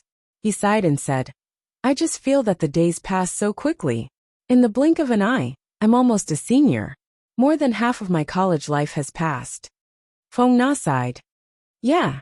That's why I have to find a way to add something important to my resume during my senior year. Otherwise, I won't run for the president of the student council." Li Yundong smiled. "Feng Na, you'll be fine. With your qualifications, you'll definitely be the #1 actress in our Tian'an TV station in the future." Feng Na smiled sweetly. "Thank you for your auspicious words." While the two of them were talking, Feng Na had already reached the bottom of the teaching building. Seeing that Li Yundong had no intention of going to class, she couldn't help but ask, "You don't have any classes this morning?" Li Yundong smiled and patted the bag, hanging on top of the fan of 7 treasures. "I'm going to the library to return some books." Feng Na's eyes fell on the fan of 7 treasures, which was tightly wrapped in black cloth on Li Yundong's back. She couldn't help but ask curiously, "What on earth are you carrying? Last time I saw you carrying such a big and long thing. I wanted to ask you about it." Li Yundong smiled and dodged the question. "It's nothing. It's just something very important." Feng Na saw that Li Yundong was being vague, but she didn't pursue the matter. Instead, she just let out an "oh." The curiosity in her eyes grew. She watched as Li Yundong walked a few meters away. Suddenly she shouted, "Li Yundong!" Li Yundong stopped in his tracks and turned around to look at her. Feng Na stared at Li Yundong. "You're going to be an amazing person in the future," she said in a serious tone. Li Yundong smiled. "Why do you say that all of a sudden?" Feng Na put her hands behind her back and shook her head. "There's no reason. I just feel that a boy like you will definitely achieve great things in the future. Maybe you will become the boss of a big company." Li Yundong laughed. "I'm already a man with negative assets. How can I be the boss of a big company? But thanks for your kind words. Is this considered reciprocity?" Feng Na chuckled. "No, I really think so. Who knows, maybe Ching Chung and I will go to you in the future. You have to give us a bowl of rice to eat." Li Yundong didn't care. He smiled. "Fine. You sent yourself to my door and let me, a capitalist with negative assets, exploit you. I have no reason to be merciful." Feng Na giggled and waved at Li Yundong. "Then I'm going to class. See you later. Remember to come back in 2 days. You have to come." Li Yundong waved back. "I'll be there."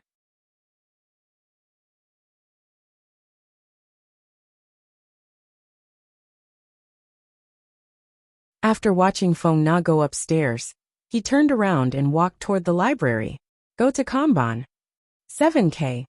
Along the way, Li Yundong pondered. What can I do in the future? Or how can I support myself in the future? I can't live off a woman all day long, can I? What the hell? As the saying goes, one's mouth is soft when one is fed, and one's hands are short when one is fed. How could one cultivate if one relied on relief, or lived off a woman all day long? Even if I start cultivating, I won't be able to do it. Plus, I still have to support Su Chan in the future. I can't let her suffer with me, can I? I have to find a way to make money. But how can I make money? Li Yundong thought back to his 2 years in university. It was a complete waste of time. Plus, the Chinese department I'm in is *T. I don't even know what kind of job I should find after I graduate. It seems like any job would be suitable for me. But then again, none of them seem to be suitable for me. What the *CK was going on? Why did I choose the Chinese department back then? It's such a lame major. Li Yundong couldn't help but laugh bitterly. Even a finance major would be good. It would be so much easier to find a job. Li Yundong thought as he walked. From the teaching building to the library, he had to pass through the school field. As soon as he reached the field, he heard a burst of shouting coming from the field. He turned his head and was immediately amused. He saw a group of young students in green uniforms doing military training on the spacious and flat lawn of the field. At this time, it was the season of autumn. The sun above their heads was scorching the students on the sports field, making them sweat profusely. Some of them were standing in military postures on the sports field under the scorching sun. Some were lifting their legs, and some were learning military boxing from the instructors. As Li Yundong walked across the field, he looked at the new students with a smile on his face. He couldn't help but think of the days when he first entered the school. These students who were in the middle of military training also saw Li Yundong passing through the playground. Some of them recognized him from the forum and whispered to each other, "Hey, is that Li Yundong? Yeah, he doesn't look like the PP and video in the post. Well, he's a little tanned, but I think he's more handsome. Hey, what's that thing he's carrying? Why does it look so heavy? I don't know. Maybe it's a prop he uses to act cool? Act cool? I think it's pretentious, isn't it? Come on. People who have the ability to act cool are called awesome. And some people who don't have the ability to act cool are called idiots. Humph, I don't believe he's that great. In my opinion, it's all bragging." The new students whispered to each other and pointed at Li Yundong. The instructor next to them shouted, "What are you arguing about?" This loud shout shocked the students and made them tremble all over. They withdrew their gazes one after another, not daring to look at Li Yundong again, let alone say a word. One by one, they stood obediently. Only a tall and burly boy looked at Li Yundong's back thoughtfully, and his eyes gradually emitted a sharp and excited light. Li Yundong went to the school library to return the books, and then borrowed a few more. He didn't want to go to class, so he sat in the reading area and flipped through the books while thinking about a question. What can I do in the future? What skills can I use to make a living and make money? Although cultivation could transcend all living beings, without money, there was no way to solve the problem of eating and drinking. The further Li Yundong walked on the path of cultivation, the more he understood that money wasn't everything when it came to cultivation, but money was absolutely necessary. Li Yundong pulled out a piece of paper and a pen from his bag and wrote down all the skills he knew on it. Then, he stared blankly at them one by one. He realized that other than being good at fighting and treating minor illnesses, he really didn't know anything else. What am I supposed to do? What can I do about it? Li Yundong couldn't help but worry. But just as he was worrying, he suddenly heard the crisp sound of a slap coming from the quiet reading room. Li Yundong turned his head and saw a girl crying at a boy. "You bastard! You bastard! How could you break up with me?" As she said this, she waved her fist and punched the boy. Li Yundong took a closer look and suddenly smiled. "Hey! Isn't this the boy with the peach blossom eyes who was diagnosed by Su Chan as having a deficiency of yin in his kidney?" This handsome boy really did look like a magnet for bees and butterflies. He didn't expect that the girl in front of him would act up on the spot and slap him in front of everyone. He was anxious and angry. He covered his cheek with his hand, and his face turned purple. "Are you crazy?" he yelled. The girl hysterically cursed and hit him. "Yes, I'm crazy. I'm crazy because I like you, you bastard. I'm going to kill you today." Seeing that everyone's eyes were on him, the handsome boy suddenly felt dizzy. Just like last time when he was with Su Chan, he used his excellent tradition. He couldn't breathe, his eyes rolled back, his mouth crooked, and he passed out. Out of the blue, people always ask me, "Tang Tang, how long have you been writing? How many chapters are there in your book?" Questions like that. Every time, I can only smile bitterly. How would I know? That's right. You're the one who wrote this book. How could you not know? By the way, your life is still your own. Do you know how long you can live? Do you know how long you can live? You don't know either, do you? Unless you kill yourself immediately, you won't be able to answer my questions. Neither will I.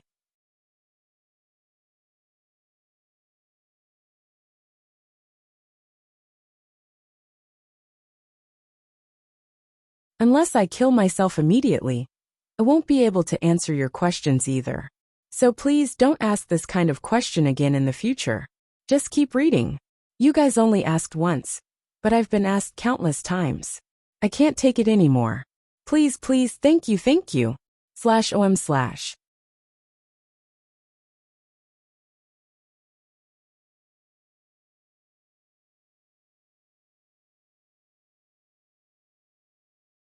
Chapter 209.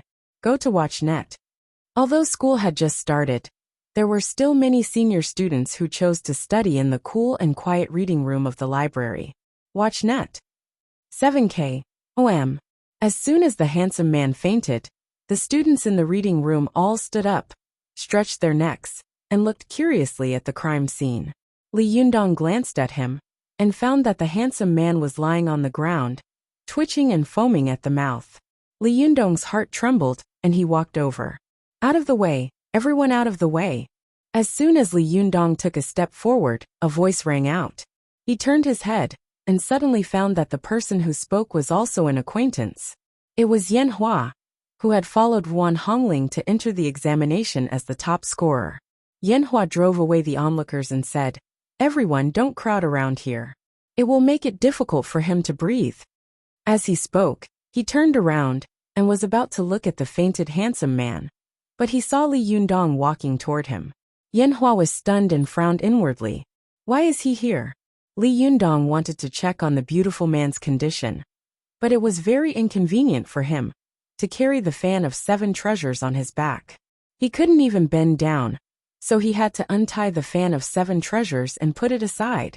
Then he squatted down to check on the beautiful man's condition. When the girl next to him saw Li Yundong reaching out to the handsome man, she immediately asked anxiously, "What are you doing?" Li Yundong glanced at her indifferently. Although he didn't say a word, the girl felt a kind of dignified aura coming from him. She was speechless and didn't dare to stop him again. Li Yundong felt the pulse of the beautiful man and frowned secretly. Yan Hua, who was beside him, sneered and said, "You also know medicine?" Yan Hua had been holding back his anger and wanted to compete with Li Yundong. Seeing that Li Yundong's movements didn't seem to be pretending, he couldn't help but ask, "What is the diagnosis of this person's illness?" "What kind of diagnosis?" When Li Yundong heard this, he immediately raised his head and looked at Yan Hua in surprise. "You know traditional Chinese medicine?" TCM was different from Western medicine, which was a precise microscopic science. TCM was a medical science that regulated and adjusted from a macroscopic perspective. To observe and determine a person's illness, one must start from the four aspects of look, listen, question, and feel the pulse. Furthermore, several doctors would often diagnose different illnesses, which required medical theory to differentiate. Li Yundong had read a lot of medical books these days, so he naturally understood this. As soon as he heard Yan Hua's words, he knew that this arrogant young man obviously knew Chinese medicine. Watch net. 7K. OM. Yan Hua proudly raised his chin. "I don't dare to say that I understand. I only know a little."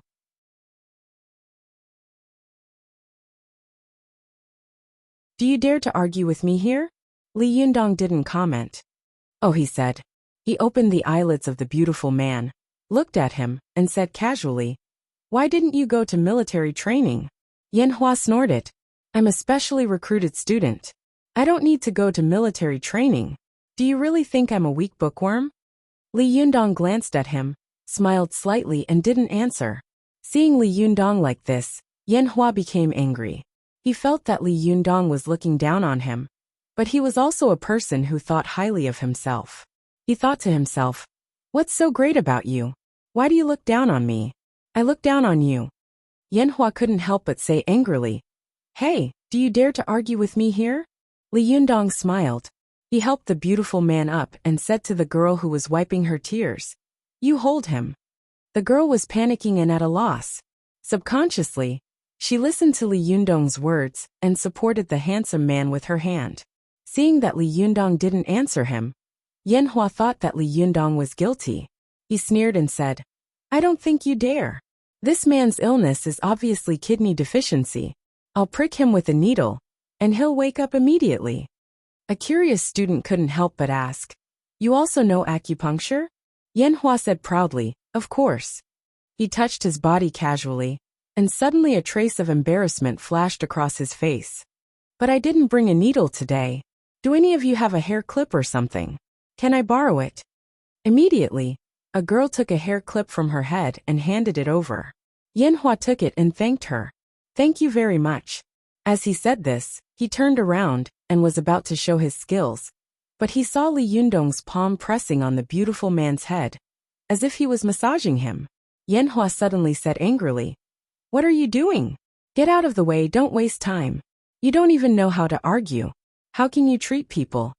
As soon as his voice fell, he saw Li Yundong suddenly grab the beautiful man's head with his 5 fingers, as if he had lifted something.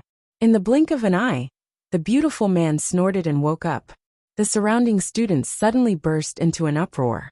"He's awake, he's awake!" The girl next to him couldn't help crying. She threw herself into the beautiful man's arms, crying and shouting, "I'm sorry, it's my fault. You scared me to death just now." When the beautiful man woke up, he saw the girl in his arms crying, and his heart softened. He said, "It's my fault.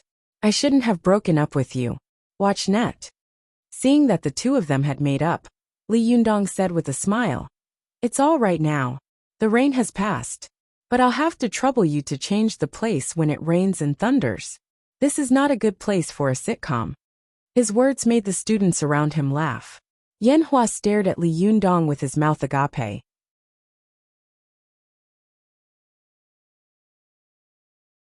He couldn't understand how Li Yundong could make the boy recover just by touching his head with his hand. Could it be that this boy just happened to wake up? Yan Hua thought to himself. When he saw the students around him laughing, his heart suddenly tightened, and he thought to himself, "What are these people laughing at? Could it be that he was laughing at me for trying to argue with Li Yundong and calling me a nerd?" Just now, He had chased after Li Yundong to argue with him, but Li Yundong had not answered his words at all. He had cured this person with a wave of his hand. In contrast, he had simply become a bookworm, who only knew how to show off his tongue. The more Yanhua thought about it, the more he felt that these people were laughing at him. He looked at Li Yundong with jealousy, hatred, annoyance, and anger. He felt that the exclamations and praises of these people around him should be directed at him. But Li Yundong had forcibly stolen his limelight.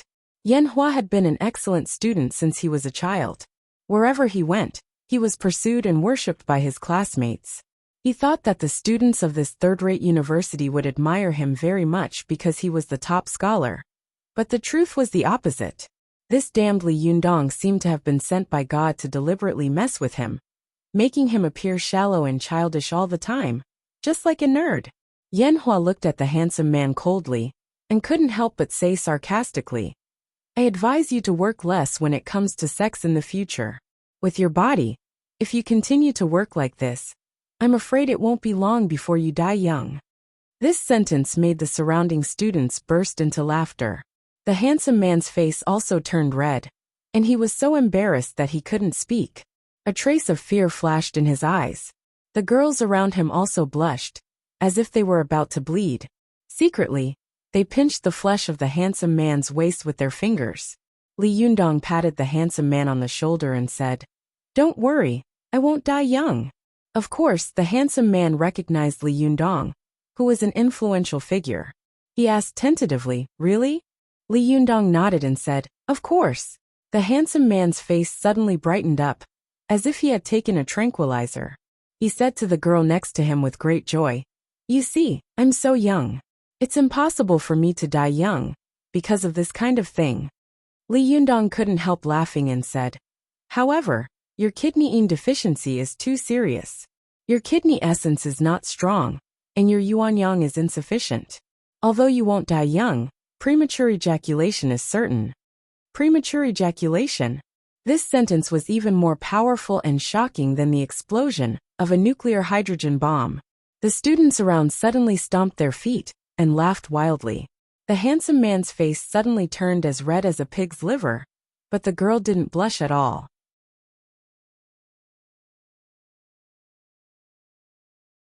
She glared at the boy arrogantly, as if to prove that Li Yundong's words were true. Li Yundong smiled. Just as he was about to turn around and leave, the handsome man grabbed him and whispered, "Boss, you are too cruel. How can you say that I have premature ejaculation in front of so many people? Do you want me to be a man?" Li Yundong said with a serious face, "Last semester, my girlfriend said that your kidney deficiency is too serious. She told you not to overindulge in sex, but you didn't listen. Now when you are nervous and excited, you will easily pass out. Do you know why?" The handsome man's face turned purple. He shook his head and said, "I don't know."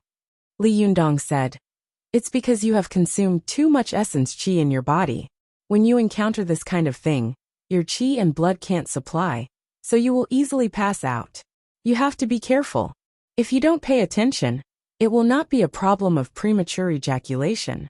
It will definitely be a problem of early death." Seeing that Li Yundong was about to leave, the handsome man reached out and grabbed his arm. He begged, "Boss, you can't just watch me die. Is there any good medicine that can help me?" Li Yundong thought for a moment, put down the fan of 7 treasures, sat down, took out a notebook and pen, and wrote a prescription for strengthening yang and nourishing the kidneys. Then he tore off the paper and handed it to the handsome man, saying, "As the saying goes, food is better than medicine. Food is better than spiritual nourishment, and spiritual nourishment is better than physical nourishment. Don't be superstitious about these things." The handsome man took the prescription and glanced at it. He said curiously, "I've heard that food is better than medicine, but food is better than spiritual nourishment, and spiritual nourishment is better than physical nourishment. What does spiritual nourishment mean?" Li Yundong explained, "Food is better than spiritual nourishment. It means that you need to calm down every day, clear your mind, and control your desires. Don't be easily irritable. The 7 emotions and 6 desires are very harmful to the body. When your emotions are good, your mood will be good. Once you are in a good mood, It will be more useful than anything you eat. When Wu Zixi passed through Shaoguan, why did his hair turn white overnight? It was because his emotions were filled with fear and panic, that his kidney essence was injured. You see, there are already white hairs in your hair, which means that your kidneys have begun to have problems. Be more careful. As Li Yundong spoke, some of the curious students around him also listened attentively and nodded one after another. They felt that Li Yundong's words were very reasonable. Some people even took out pens and quickly wrote down every word Li Yundong said. At this time, the handsome man didn't want to hide his illness for fear of treatment.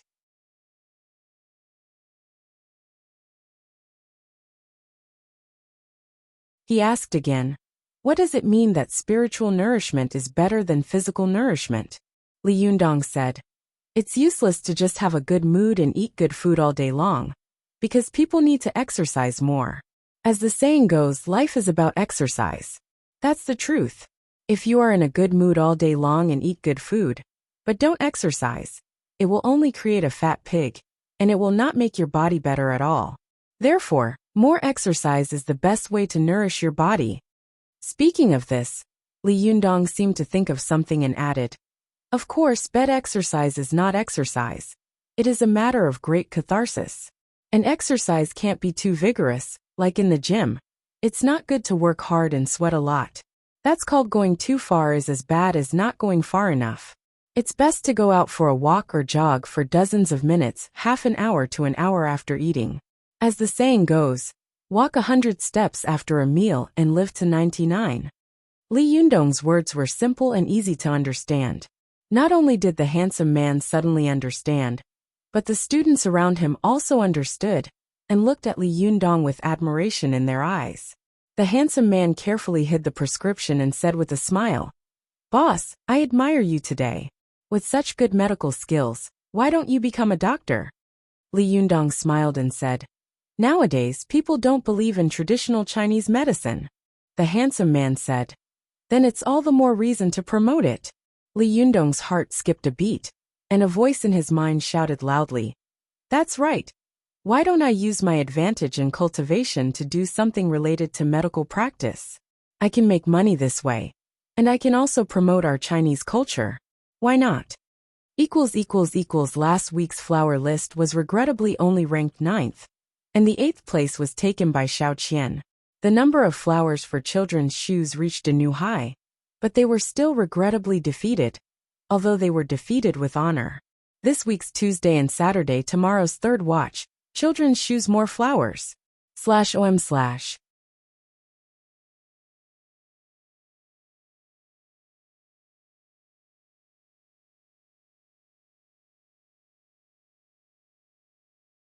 Chapter 210. Go to watch net. It was as if someone in the fog had suddenly pointed him in the right direction. Although the path was still unclear, at least he knew where to go.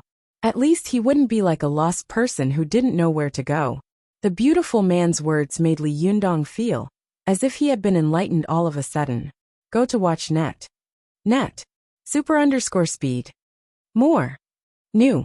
After learning from Li Yundong about how to strengthen one's yang and nourish one's kidneys, and how to nourish one's body, beautiful man left happily.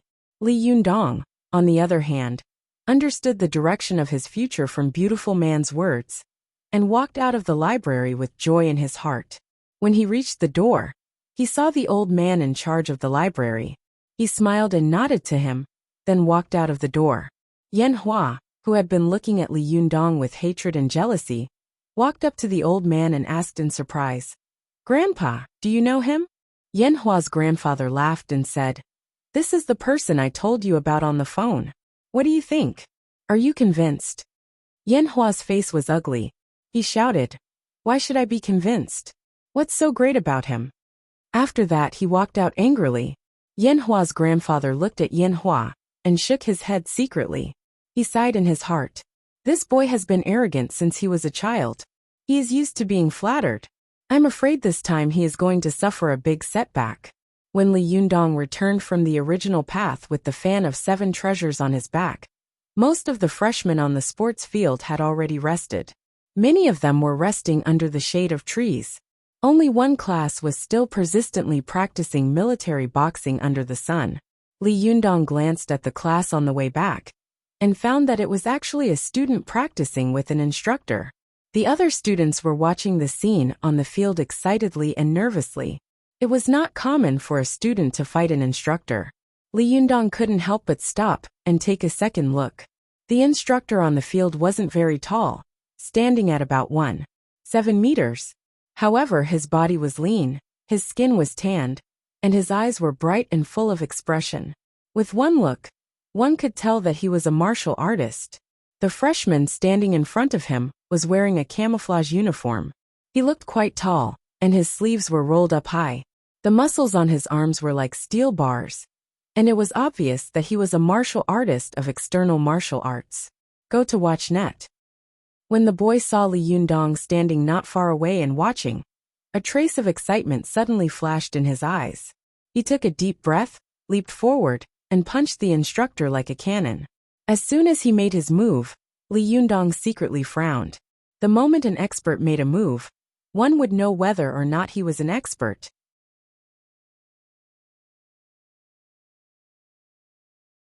Ordinary people would approach their opponents cautiously and observe their opponent's minute flaws while they were still, or they would circle around their opponent and observe their opponent's reaction and footsteps during the movement.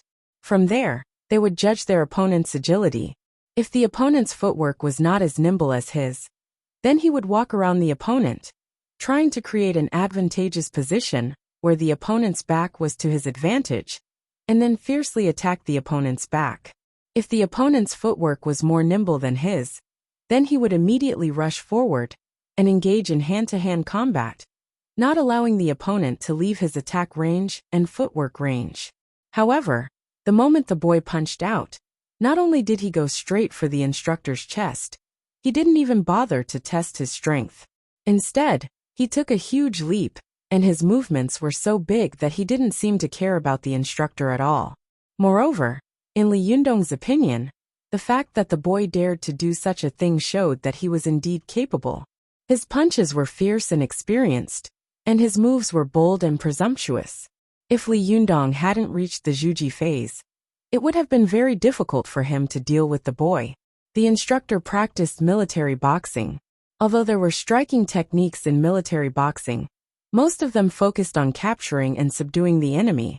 When the instructor saw that the student was coming at him aggressively and full of youthful vigor, he calmly took a step back. He grabbed the boy's fist with one hand and grabbed the boy's arm with the other. He leaned his body to the side, not only dodging the boy's fist, but also burrowed his entire body into the boy's chest. His legs dug into the boy's crotch, squeezed and leaned. This move was very exciting. As long as the instructor spun his feet and followed the force just now, he would be able to turn his body to the back of the student.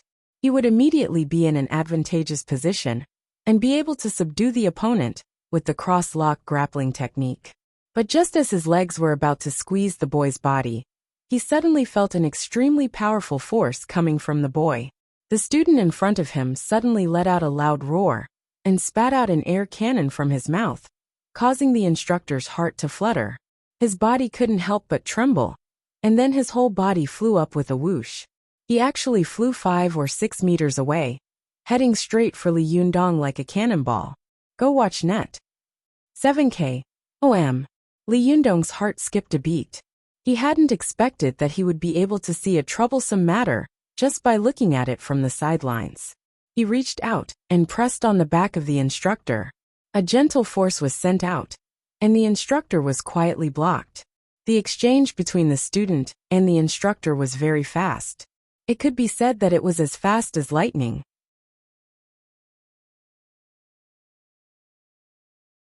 The surrounding students only saw a blur before the instructor was sent flying.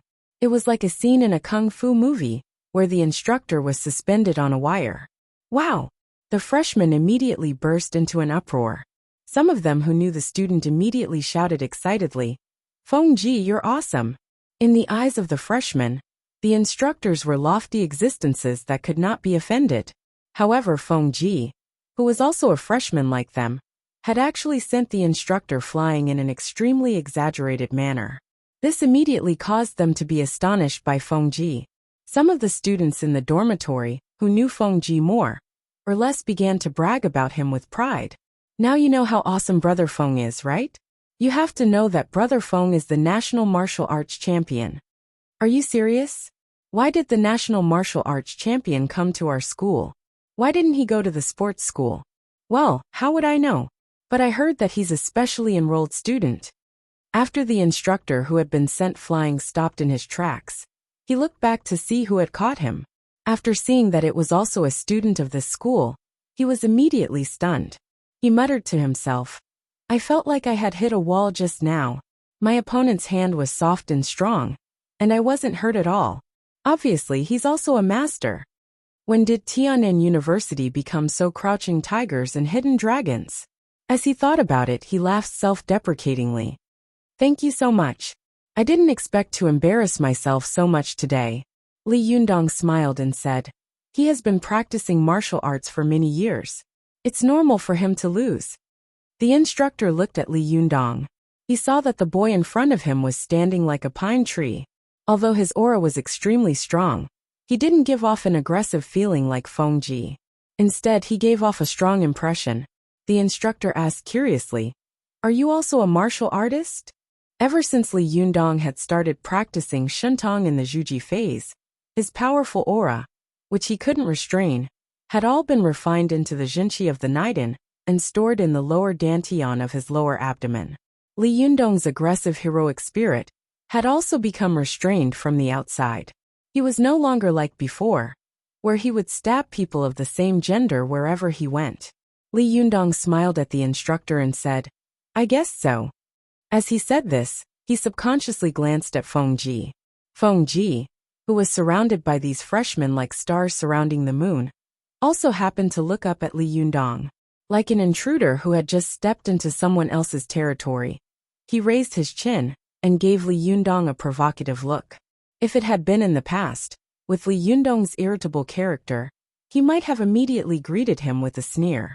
But now, Li Yundong had succeeded in the Zhuji phase, and his Shentong had appeared for the first time.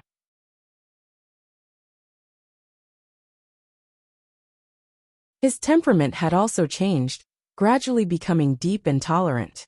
The sky accommodates all things, and the sea accommodates all rivers. It was impossible for people to kick or bite a dog to death just because they saw it barking at them on the side of the road, because people knew that they were a level higher than this kind of vicious dog. Humans were the wisest of all things. It was the same for cultivators. When Li Yundong faced Feng Ji's provocation, he suddenly found that he was not shocked or angry, nor anxious. Instead, he felt a sense of condescension in his heart. At this moment, Li Yundong knew that deep in his heart, he had begun to completely accept the fact that he was a cultivator. He was stronger and more detached than most people in the world. He was a dignified cultivator with divine powers. Why would he bother with a freshman? In the face of Feng Ji's provocation, Li Yundong just smiled slightly. Like a breeze blowing on his face, he turned around and walked away, his figure elegant and calm. The instructor, who was much more mature than the students, looked at Li Yundong's back and secretly praised him. They knew that only a person who had really experienced storms and seen through the world could be so calm from behind. Only a truly powerful person could have such a gentle and tolerant smile. Li Yundong walked away freely, but the freshmen didn't think so. In their opinion, Li Yundong, who was very famous in the school, had obviously retreated in the face of the challenge of a freshman. The freshmen were always in awe of the older students. They came to the university with uneasiness, fresh curiosity, and some ambition. As freshmen who had just been released from the cage of high school, deep in their hearts was a soul that longed to show itself. They longed to perform, and to be in the limelight, especially when they found that there was a freshman like them around them, who was strong enough to challenge the authority of the most legendary figure in the school. The restlessness and rebellion in their hearts all broke out in an instant. Humph, what legendary figure! I think he's a coward. That's right. He walked away so arrogantly. What's so great about him? Hey, you don't understand. He's smart. What's the benefit of fighting with you here? If you win, people will say that you bully the freshmen. If you lose, it's even worse. You'll lose everything.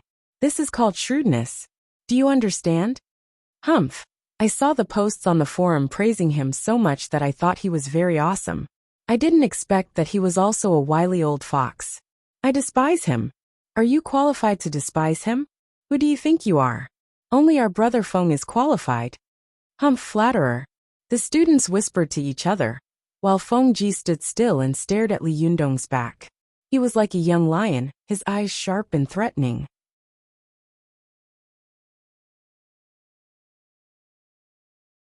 He clenched his fists so hard that they made cracking sounds, like beans being fried, which made people's hair stand on end.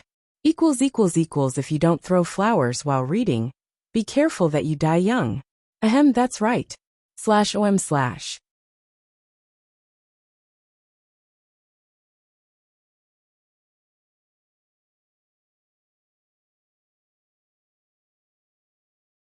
Chapter 211.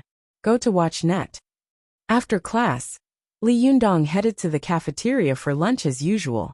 While he was waiting in line, he heard Feng Na calling out to him from behind.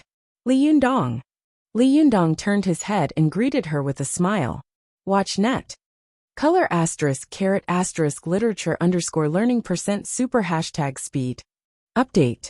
The two of them took the dishes and sat down at the table. Feng Na smiled and said, by the way, I forgot to tell you something this morning. While eating, Li Yundong asked, what's the matter? Feng Na noticed that he was chewing carefully and swallowing slowly. He took a long time to chew each mouthful of rice before swallowing it slowly. His movements were so gentle that he didn't look like a man at all. She asked curiously, when did you become so gentle when you eat? Li Yundong was stunned for a moment. Only then did he realize that he had completely integrated into the role of a cultivator. While eating, he subconsciously remembered what Ziyuan had said. He smiled and asked Feng Na what Ziyuan had once said. Tell me, why do people have to chew slowly? Are you afraid that you won't be able to digest it? Feng Na said with a smile as she tucked her hair behind her ear. Li Yundong nodded and said with a smile, that's right, but why can't you digest it? When food enters the stomach, it will be digested sooner or later. Feng Na said, chew it more carefully. It's better for the stomach to digest, and the duodenum to absorb. Li Yundong raised a finger and said, you're only right about one thing. Come, let me ask you again, how does the stomach digest food, and how does the intestine digest food? Feng Na said without hesitation, you don't know? It relies on the gastric juice, and the peristalsis of the gastric pouch and intestines. Li Yundong nodded and said, yes, gastric juice can dissolve part of the food, and then digest it through the friction and extrusion of the gastric sac. The same is true for the intestines. But do you know what the stomach works on? Feng Na thought for a moment and said, gastric drive? Li Yundong smiled and said, you've watched too many commercials. Feng Na smiled and asked, what's that? She tilted her head and thought for a moment. Then, her eyes lit up and she said, yes, I know. It's blood? Li Yundong nodded and said, that's right. Do you know what blood relies on to move? She shook her head and said, I don't know. Watch net. Li Yundong said, it's qi. As the saying goes, qi and blood. Qi is the commander of blood. A commander without qi would have nowhere to go. Sometimes people suffer from high blood pressure, heart disease, and other diseases. Most of the time, it's because of a sudden shortness of breath, and blood can't be pumped up, which leads to a sudden attack. Feng Na suddenly said, oh, so that's how it is. But does this have anything to do with chewing carefully and swallowing slowly? Li Yundong still didn't answer her question.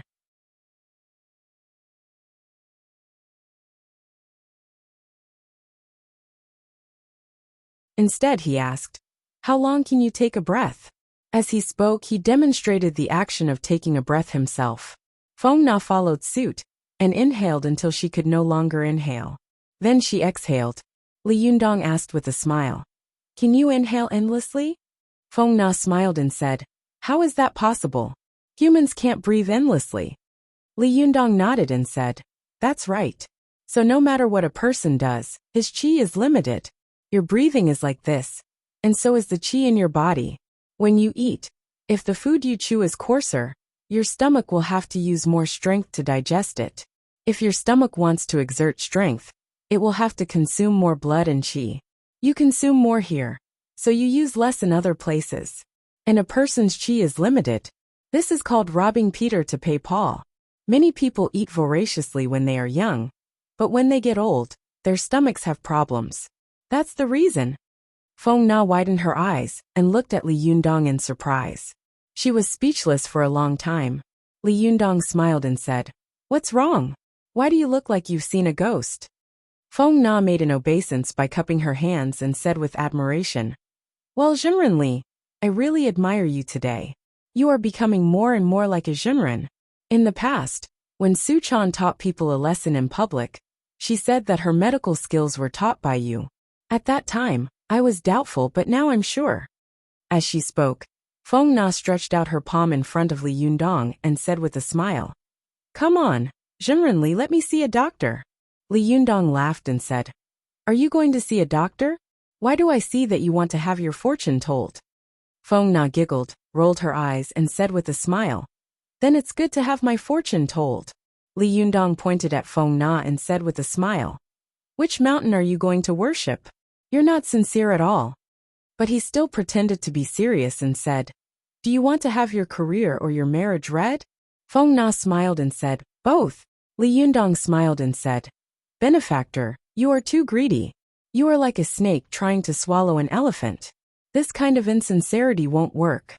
Feng Na curled her lips and said, "Humph, I think it's because you, a fake Taoist and a real fraud, are not strong enough." This sentence really hit Li Yundong's weak spot. He really didn't know anything about fortune-telling. Li Yundong coughed dryly and changed the topic. "What did you want to talk to me about just now? Tell me first." Feng Na slapped her forehead and said, "Look, I was so confused by your nonsense that I almost forgot." Li Yundong was chewing slowly when he almost spat out a mouthful of rice. "Hey, benefactor, can you pay attention to your wording when you speak?" When Feng Na saw the students around them lowering their heads and snickering, her cheeks turned red, but she refused to admit defeat and said, "It's your own imagination."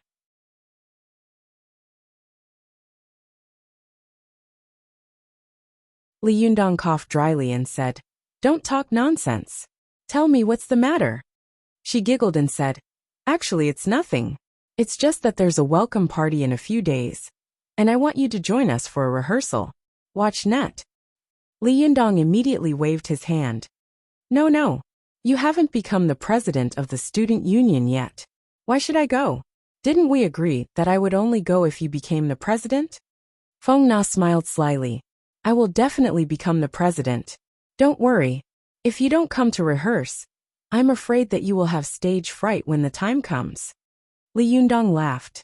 "Are you kidding me? I won't have stage fright even if you have stage fright." Feng Na cupped her hands and begged, "Just do me a favor, please.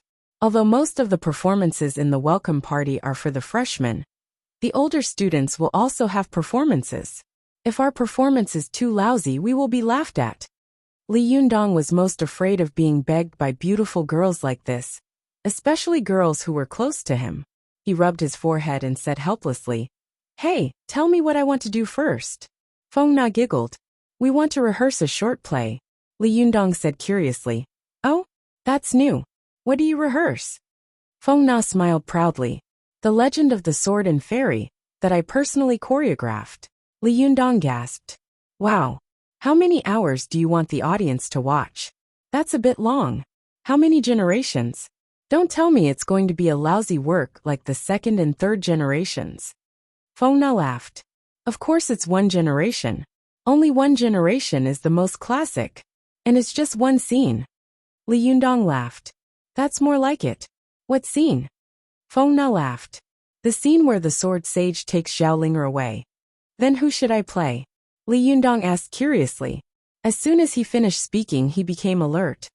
"Don't tell me I'm going to play Li Xiaoyao." Feng Na giggled. "This is your family. Isn't it better for you to play Li Xiaoyao?" Li Yundong shook his head like a rattle drum. No, Li Xiaoyao is such a good-for-nothing. His wife was kidnapped, and his lover was killed as well. In the end, he ended up alone and miserable. He's too useless, too miserable. I'm not going to play him. It's inauspicious. Li Yundong shook his head like a rattle drum. Feng Na snorted. You can't play it even if you want to. This role has long been played by someone else. Li Yundong was relieved. That's good. Who should I play? Feng Na snapped her fingers and said. Who else could it be? With your skills and spirit, of course it's the sword sage. Li Yundong didn't know whether to laugh or cry. He pointed a finger at his nose. Me, the sword sage? Does that count as a cameo? Feng Na laughed. If it's not a cameo, then what is it? Li Yundong didn't know whether to laugh or cry. You can find anyone to play the role.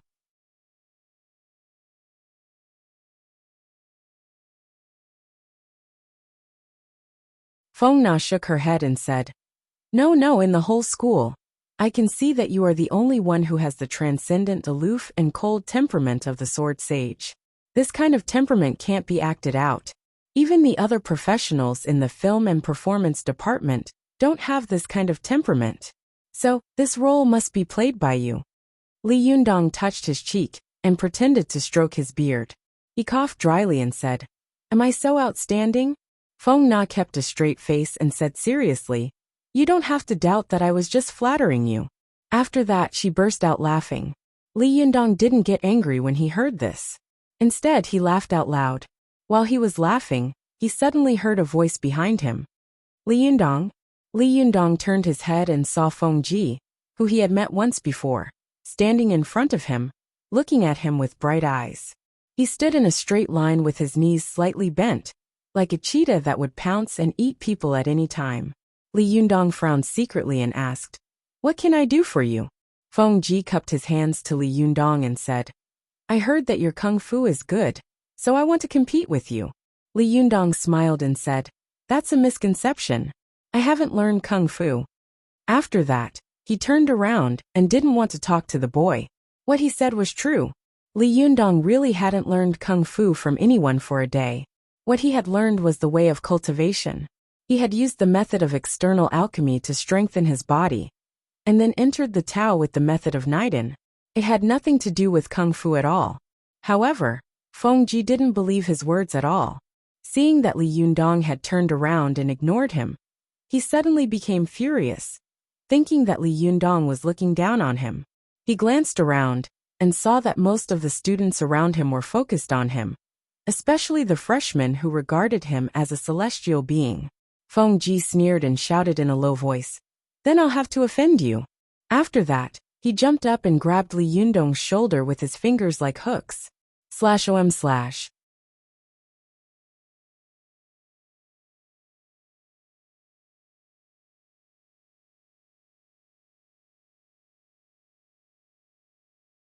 Chapter 212. Kanking. Calm. As soon as Feng Ji made his move, Feng Na, who was sitting opposite him, stood up in shock. She saw that Feng Ji's fingers were strong and powerful, grabbing Li Yundong's shoulder like hard iron hooks. She screamed, Watch out! Even Feng Na could react, so how could Li Yundong not? He turned sideways, and Feng Ji's fingers grabbed the fan of 7 treasures on his back. Kanking. Calm. 7K. OM. Color *** literature _learning % super #speed. Feng Ji only felt that his tentacles were hard, and there was a faint sound of hitting steel. He was surprised and wondering what on earth Li Yundong was carrying on his back, when he suddenly saw a burst of light coming from the cloth bag Li Yundong was carrying on his back. Li Yundong's heart suddenly skipped a beat, and he cursed inwardly. The fan of 7 treasures has come out to protect its master. In an instant, the cloth behind Li Yundong tore apart with a tearing sound, and the fan of 7 treasures, which was nearly as tall as a man, instantly cut the cloth, wrapping it into countless pieces.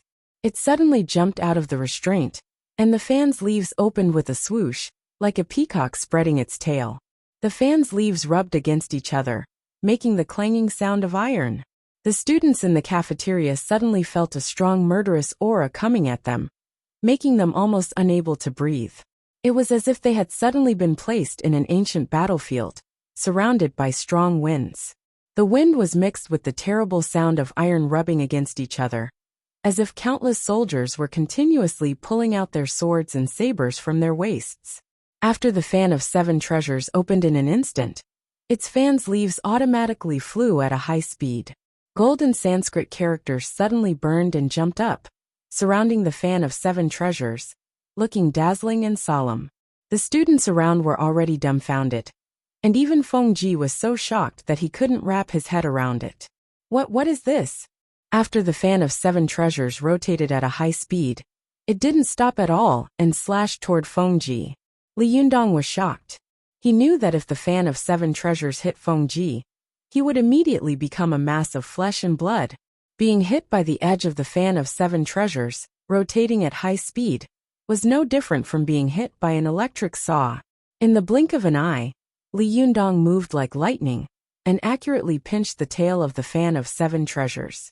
He lowered his waist and exerted his strength fiercely, trying to stop the fan from slashing forward. Seeing that the edge of the fan was about to hit Feng Ji, he let out a loud shout, turned his waist and spun his feet. He suddenly changed the force of the straight slash into a diagonal slash. The psychic fan of 7 treasures brushed past Feng Ji's cheek and shoulder and slashed over. Watch net.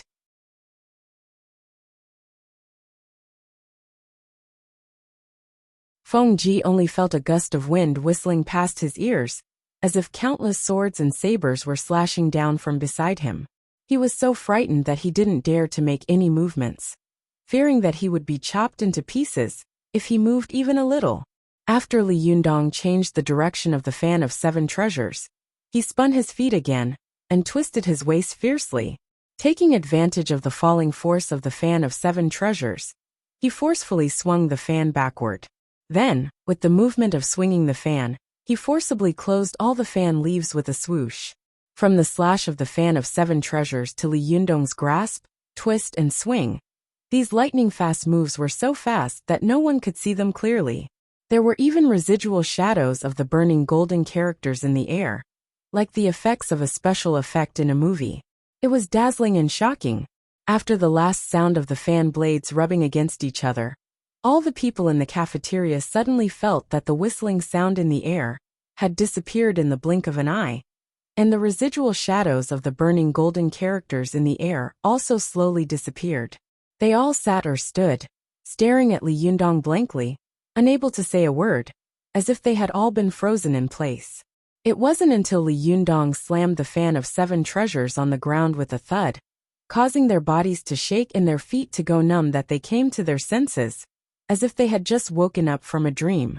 Feng Ji looked at Li Yundong in astonishment. His eyes widened, and his eyeballs almost fell out of their sockets. He stammered, Who the hell are you?" Li Yundong looked at Feng Ji with unkind eyes, and he was furious in his heart. Although his temperament was slowly becoming calm and tolerant, it didn't mean that he could tolerate things to a certain extent, especially just now. If he hadn't acted quickly, Feng Ji would have been automatically killed by the fan of 7 treasures. It didn't matter if he died, but he had used a magical item to kill someone before he had passed the heavenly tribulation. Wouldn't a bolt of lightning strike him immediately? If he died, what would happen to Su Chan? Li Yundong snorted coldly. His voice was so dull that it sounded like a clap of thunder in the clouds. Everyone in the cafeteria felt a sharp pain in their chests, as if someone had punched them. As a freshman, I think it's better for you to behave yourself. Don't overestimate yourself. After that, he didn't even have the mood to eat. He carried the fan of 7 treasures and strode out. Watch net. 7K. For a moment, the cafeteria was frighteningly quiet. Although it was full of people, there was not even a cough. Everyone's eyes were fixed on Li Yundong. It was not until he left that the cafeteria became lively again. The students were in an uproar. F***ck, what happened just now?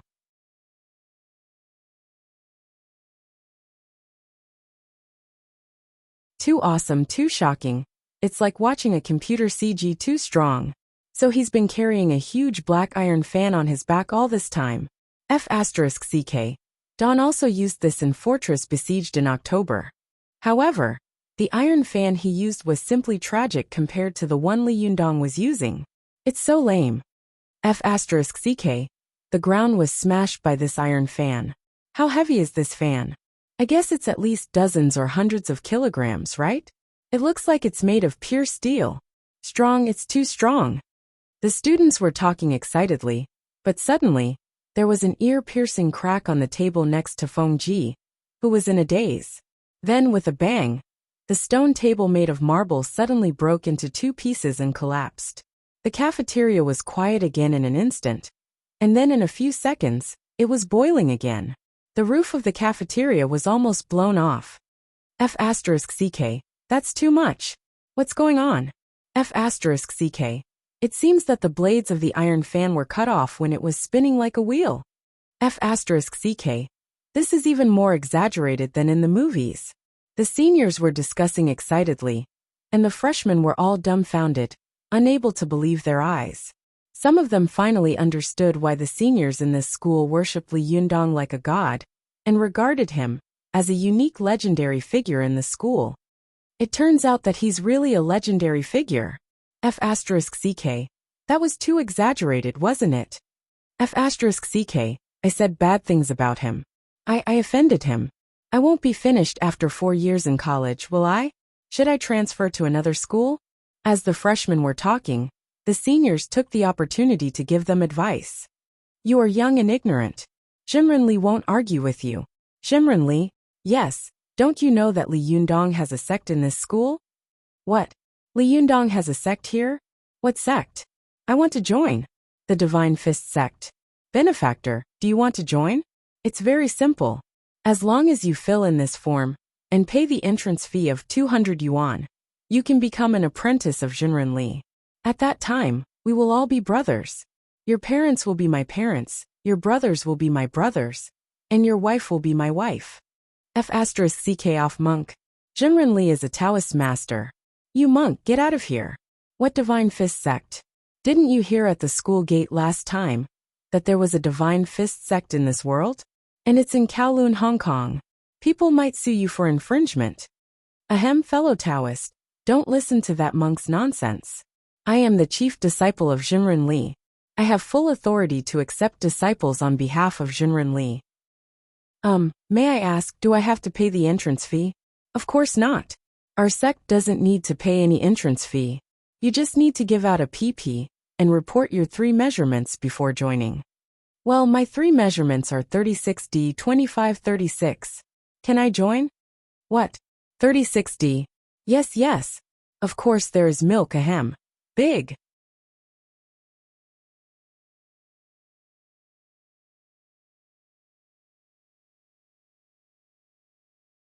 I'm 32B, 2534. Can I join? What? 32B, no. Boy, you'd better drink more papaya milk tea. Look at you, you're as thin as a pencil. Why not? I protest. You're judging people by their breasts. You're discriminating. You're not respecting human rights. Student, flat-chested people have no human rights. Next. F***CK pervert, what's your name? How dare you flirt with a girl in public? I'm Li Yi. Benefactor, what do you want to do? Beware of the many Christian brothers behind me, or Allah will punish you. F***CK. You don't even know which religion you belong to. No wonder you were locked up. How did you get out? Brothers, catch him and send him to the police station. The cafeteria was a mess of porridge. Feng Na glanced at the dumbfounded Feng Ji, then grabbed her bag and chased after Li Yundong.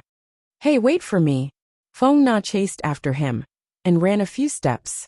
She had just finished her meal and was panting a little after running for a few steps. Li Yundong stopped, turned around and looked at her. He said helplessly, Miss, what can I do for you? Feng Na said, tomorrow afternoon, there will be a rehearsal in the school auditorium. Remember to come. Li Yundong said with a wry smile. Are you sure you want me? Forget it, I'm afraid of you. I'll go. Only then did Feng Na feel relieved. She smiled and said, I know you're a gentleman. You never go back on your word. Li Yundong waved his hand and said, all right, don't flatter me. I'll do what I promised you. With that, he turned around and left with the fan of 7 treasures. Feng Na stood rooted to the spot, staring blankly at Li Yundong's receding figure. She didn't know why, but she suddenly had a feeling in her heart that she had never known or understood the boy in front of her. Ever since she first saw him in the Taekwondo club, He had been slowly drifting away from her, away from the familiar world around her. Feng Na thought of the shocking scene that had happened in the canteen, and couldn't help but sigh. /om/.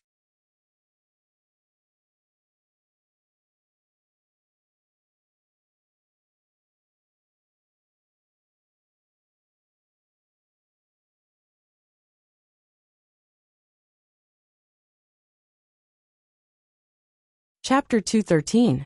Go to the Internet. After Li Yundong left the cafeteria, Feng Ji, who was so shocked that he couldn't speak for a long time, came to his senses. Ignoring the noisy students around him, he took out his mobile phone and dialed a number. He whispered, "Xixiang, I'm no match for him.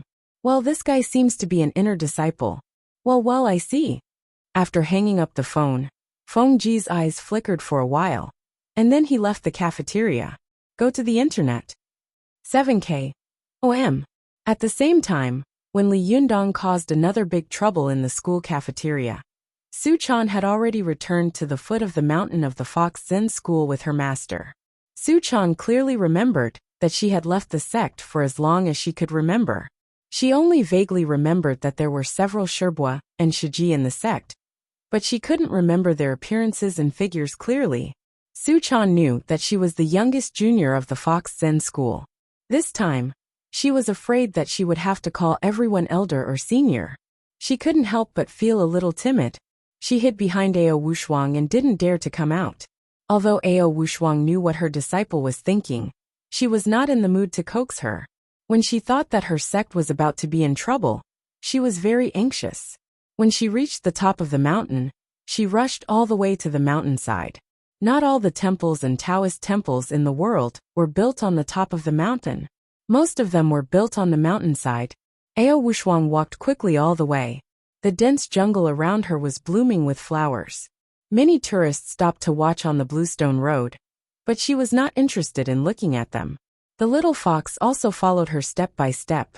Her eyes were rolling, and she looked around curiously and timidly.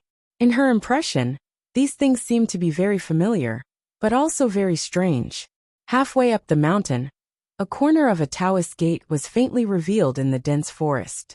When Ao Wushuang saw it, she immediately became spirited and went up to greet it. Su Chan had always felt very strange. In her opinion, her sect was called the Fox Zen School, since it had the word Zen in it, and the sect was established under the guidance of Zen Master Baizhang, and her grandmaster had mostly practiced Buddhist cultivation methods back then. Why had her sect become a Taoist sect now? Su Chan had thought about this question before, but every time she asked, Ao Wushuang would always say, "You're still young. You don't understand these things until you grow up." To watch the net. 7K. OM. Color *** literature _learning %super #fast. Now Su Chan couldn't help but tug at the corner of Ao Wushuang's clothes and ask, "Master, shouldn't our Fox Zen school belong to the Buddhist school? Why do you live in a Taoist temple?"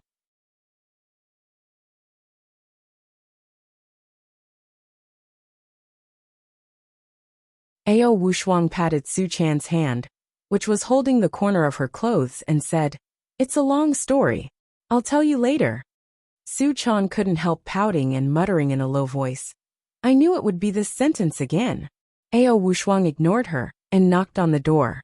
After a while, the wooden door opened with a creak. A beautiful Taoist nun walked out from the left and right side of the door.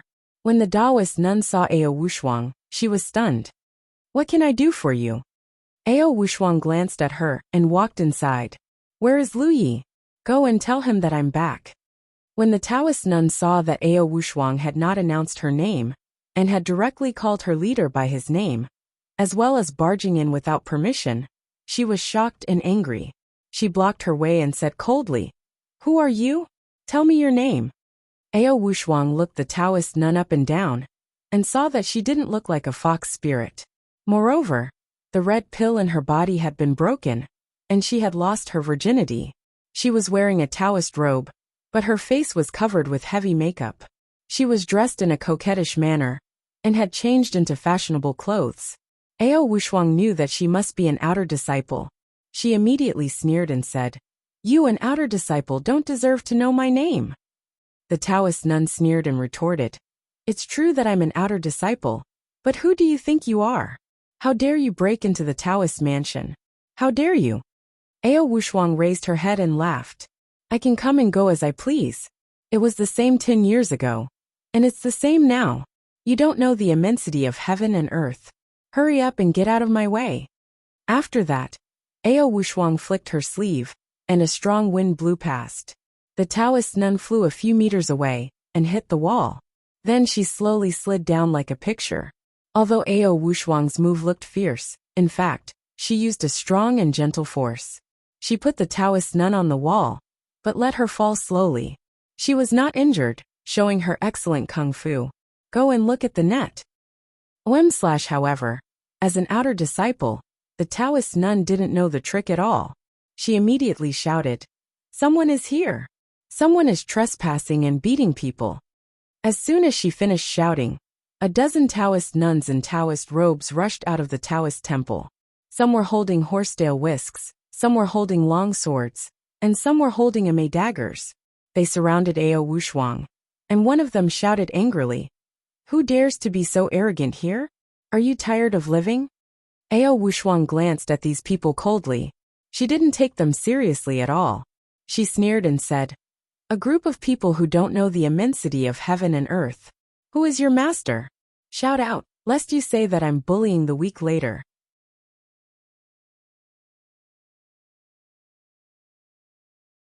When the Taoist nun who had been released by Ao Wushuang saw that many of her companions had come, she felt confident and said arrogantly, I think you are the one who doesn't know the immensity of heaven and earth. Do you know what kind of place this is? Tell me your name, lest you say that we are bullying the weak later. Ao Wushuang raised her head and laughed arrogantly. Do you think you can win by bullying the weak with more people? Do you think you are in a club? It's ridiculous. Choner, go up and teach them a lesson. Otherwise, when someone comes later, they will say that I'm bullying the weak. Su Chan had always been a bold and heartless person. At this time, with the support of her master, she immediately giggled and replied crisply, Yes, master. As soon as she finished speaking, her figure instantly turned into a wisp of green smoke and rushed toward the Taoist nuns. The Taoist nuns only felt their vision blur, and then their hands went numb. The weapons in their hands fell unconsciously, but they didn't fall to the ground. In the blink of an eye, they were taken away by Su Chan. By the time they reacted, Su Chan had already returned to Ao Wushuang's side. She was holding a lot of horsetail whisks, long swords, ame thorns, and other instruments in her hands, looking at them with a smile. The Taoist nuns were shocked and angry. They stood where they were, and were disarmed before they could resist. They shouted angrily, Damn it, what's going on? CK your grandmother. What's the point of sneak attack? Hey, give me back my weapons. You little bitch, if you have the ability, come here openly. They cursed for a while, and Ao Wushuang frowned. She rolled up her sleeves and shouted angrily, A group of bastards, what did your master teach you? Today, I may have to teach you a good lesson on behalf of your master. When the Taoist nuns who had been released by Ao Wushuang saw that Ao Wushuang and her disciples were powerful, they immediately sat on the ground and began to scold like a shrew. Come on, someone is bullying us. They are going to kill us. They are going to kill us. Ao Wushuang was so angry that smoke was coming out of her 7 orifices. She thought to herself, I haven't been back to the sect for 10 years. Why has it become a place to hide evil? What's wrong with the leader? Su Chan also widened her eyes and thought to herself, Is this how my fellow disciples are? It can't be right. This is clearly a group of shrews. Just as the two of them were stunned, they suddenly saw a figure flying quickly from the mountain. A blue light flashed, and a figure stood in the Taoist courtyard. This person was about 1.78 meters tall, with a bun on his head. He was dressed in a Taoist robe, and carried a sword on his back. He had an extraordinary temperament and an immortal aura. When the Taoist nuns saw this person appear, they all went up to him with joy and shouted, Master, a bad person is bullying us.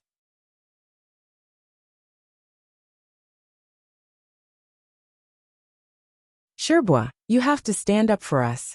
When the Taoist saw so many women rushing towards him, he immediately showed a distressed and happy expression.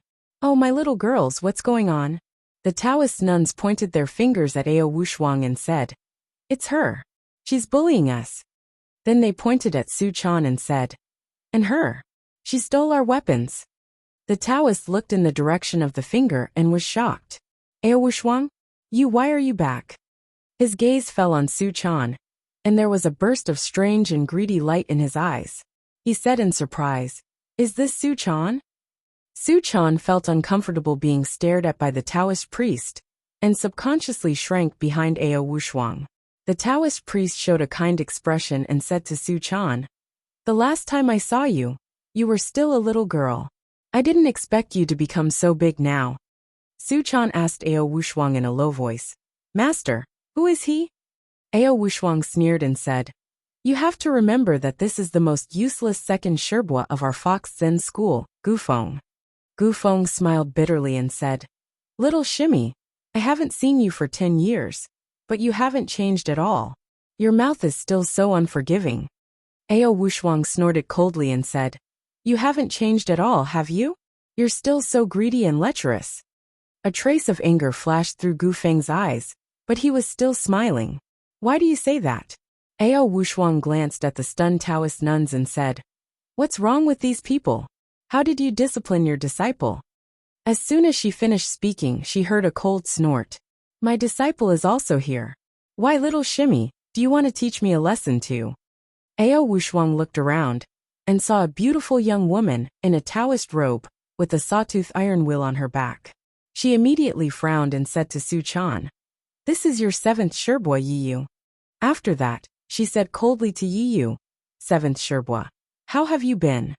Although Yiyu was actually quite old, she looked no different from a 17 or 18-year-old girl. She had a fiery temper and was extremely protective. She snorted coldly and said angrily, "Ao Wushuang, don't be hypocritical.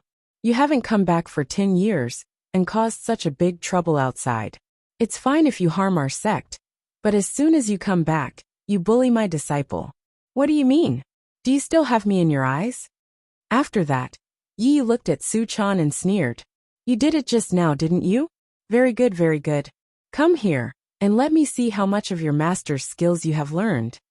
Su Chan was shocked and quickly shrank behind Ao Wushuang. Ao Wushuang quietly blocked Su Chan behind her and sneered, "Shiji, what's the point of bullying a junior?" Yi sneered and said, "Didn't you just bully my disciple? Get out of the way, or I'll beat you up too. You were no match for me 10 years ago. Do you think I'm afraid of you now?" Ao Wushuang sneered.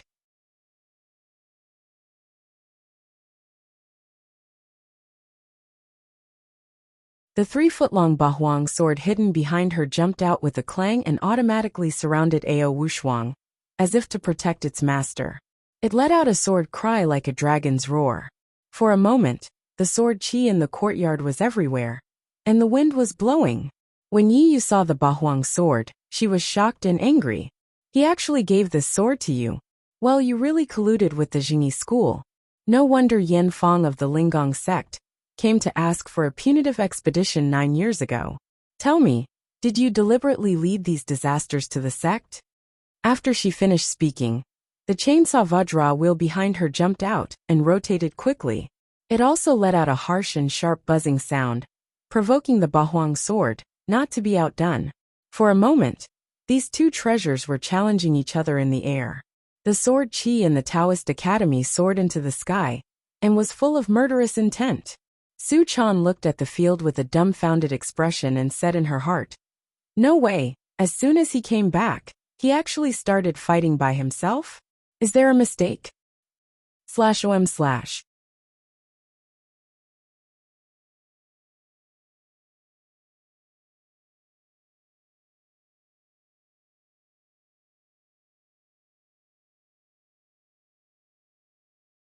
Chapter 214.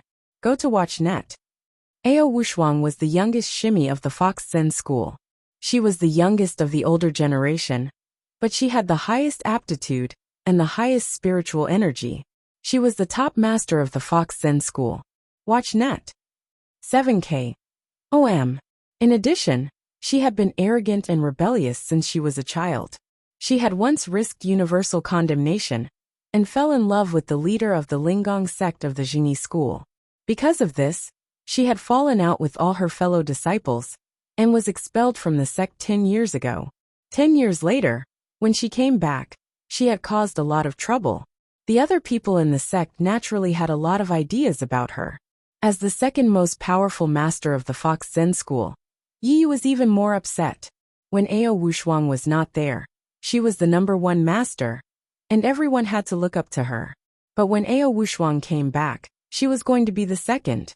Who could stand it? Ao Wushuang had always been indifferent to everyone in the sect. She was as cold as ice, even to her Shiji. Yi felt that Ao Wushuang was arrogant because of her talent. She looked down on her Shiji, just because her spiritual power was higher than hers. Therefore, she had always been holding back her anger in her heart and wanted to surpass Ao Wushuang. Now that there was such a good opportunity, how could Yi let it go? She was furious and immediately threw the danger of the enemy to the back of her mind. She would solve her personal grievances first. Seeing that a fight was about to break out, Su Chan subconsciously shouted, "Don't fight!" As soon as she said that, everyone's eyes immediately turned to her. Yi sneered and said, "Who do you think you are? Is it your turn to speak here?" Yi was very protective, but Ao Wushuang was even more protective than her. Ao Wushuang sneered and said, "She is my disciple. Why can't she speak?" Yi was furious. She pointed her finger, and the chainsaw vajra suddenly buzzed loudly. The surrounding air was trembling, and the sand and stones on the ground were flying. The momentum was terrifying. Ao Wushuang snorted coldly, and the Bahuang sword around her suddenly flew into the air with a swoosh. It looked down at the chainsaw vajra from above. The sword edge trembled, and in an instant, it split from one sword into two, two into four, and four into 8. In a short time, it turned into a steel lotus throne made entirely of sword edges. The lotus leaves were turning one by one, like countless sawteeth, which was very frightening. Seeing that the two of them were about to fight in the next second, an extremely gentle voice suddenly rang out, flowing through everyone's hearts like a clear spring. "Sigh, we're all from the same sect. Why do we have to fight each other?"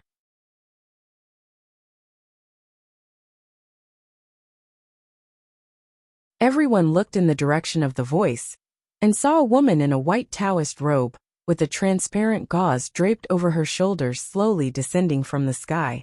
This woman was extremely beautiful.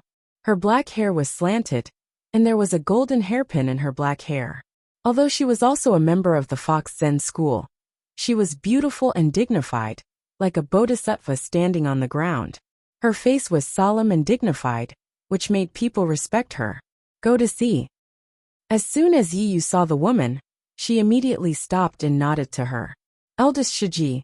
Su Chan stared at the woman and couldn't help asking Ao Wushuang in a low voice, "Master, is this eldest Shiji?" Ao Wushuang nodded. "Yes, this is your eldest Shiji Emoashi." Su Chan exclaimed, "Eldest Shiji looks like a bodhisattva." There was a rare hint of admiration in Ao Wushuang's eyes. She said, "Eldest Shiji also cultivates Vajra Buddhism, so she looks solemn and has the bearing of a bodhisattva." Although Emoashi's appearance was no different from that of a young woman in her 20s, her bearing made people feel that she was like an immovable bodhisattva in the world. As soon as she appeared, everyone present bowed to her in unison. After a while, several beautiful women in various costumes flew over. Ao Wushuang said in a low voice, "This is your third Sherbua Zhuang Yiting, fourth Sherbua Zhang Sun Hong, fifth Sherbua Lu Yuehong, and sixth Sherbua Chao Yi." Su Chan looked at them one by one, and finally, her eyes fell on Emoashi. Emoashi looked at Su Chan with a kind smile on her face, and then said to Ao Wushuang, "Little Shiji, you're back." If there was anyone in the Fox Zen school who could make Ao Wushuang feel some respect, it would be eldest Shiji Emoashi, except for Lu Yi, the head of the school. She raised one hand and nodded slightly, which could be regarded as a greeting. "Eldest Shiji, how have you been?" Emoashi smiled and said, "I'm fine. It's good that you're back." As she said this, she turned to look at Yi Yu and said softly, "Shiji, when the school is in danger, can't we talk about it later?" Aren't you making your friends suffer and your enemies happy? Yi Yu glanced at Ao Wushuang with a sneer. Is she also a relative? Humph. Why are you talking about me and not her? Although she refused to admit defeat, she waved her hand and took back the chakram. After that, she ignored the others and turned to leave. Ao Wushuang didn't wave her hand. In an instant, the countless Bahuang swords turned into one, and then flew behind Ao Wushuang in the blink of an eye, as if they had never appeared. Mo Ashi glanced at Ao Wushuang and said with a smile, I haven't seen you for 10 years. Little Shiji's cultivation has improved again. Ao Wushuang smiled faintly. Not at all. I'm just standing still. But eldest Shiji's cultivation has increased a lot. Mo Ashi sighed softly and said, I'm sorry to make you laugh.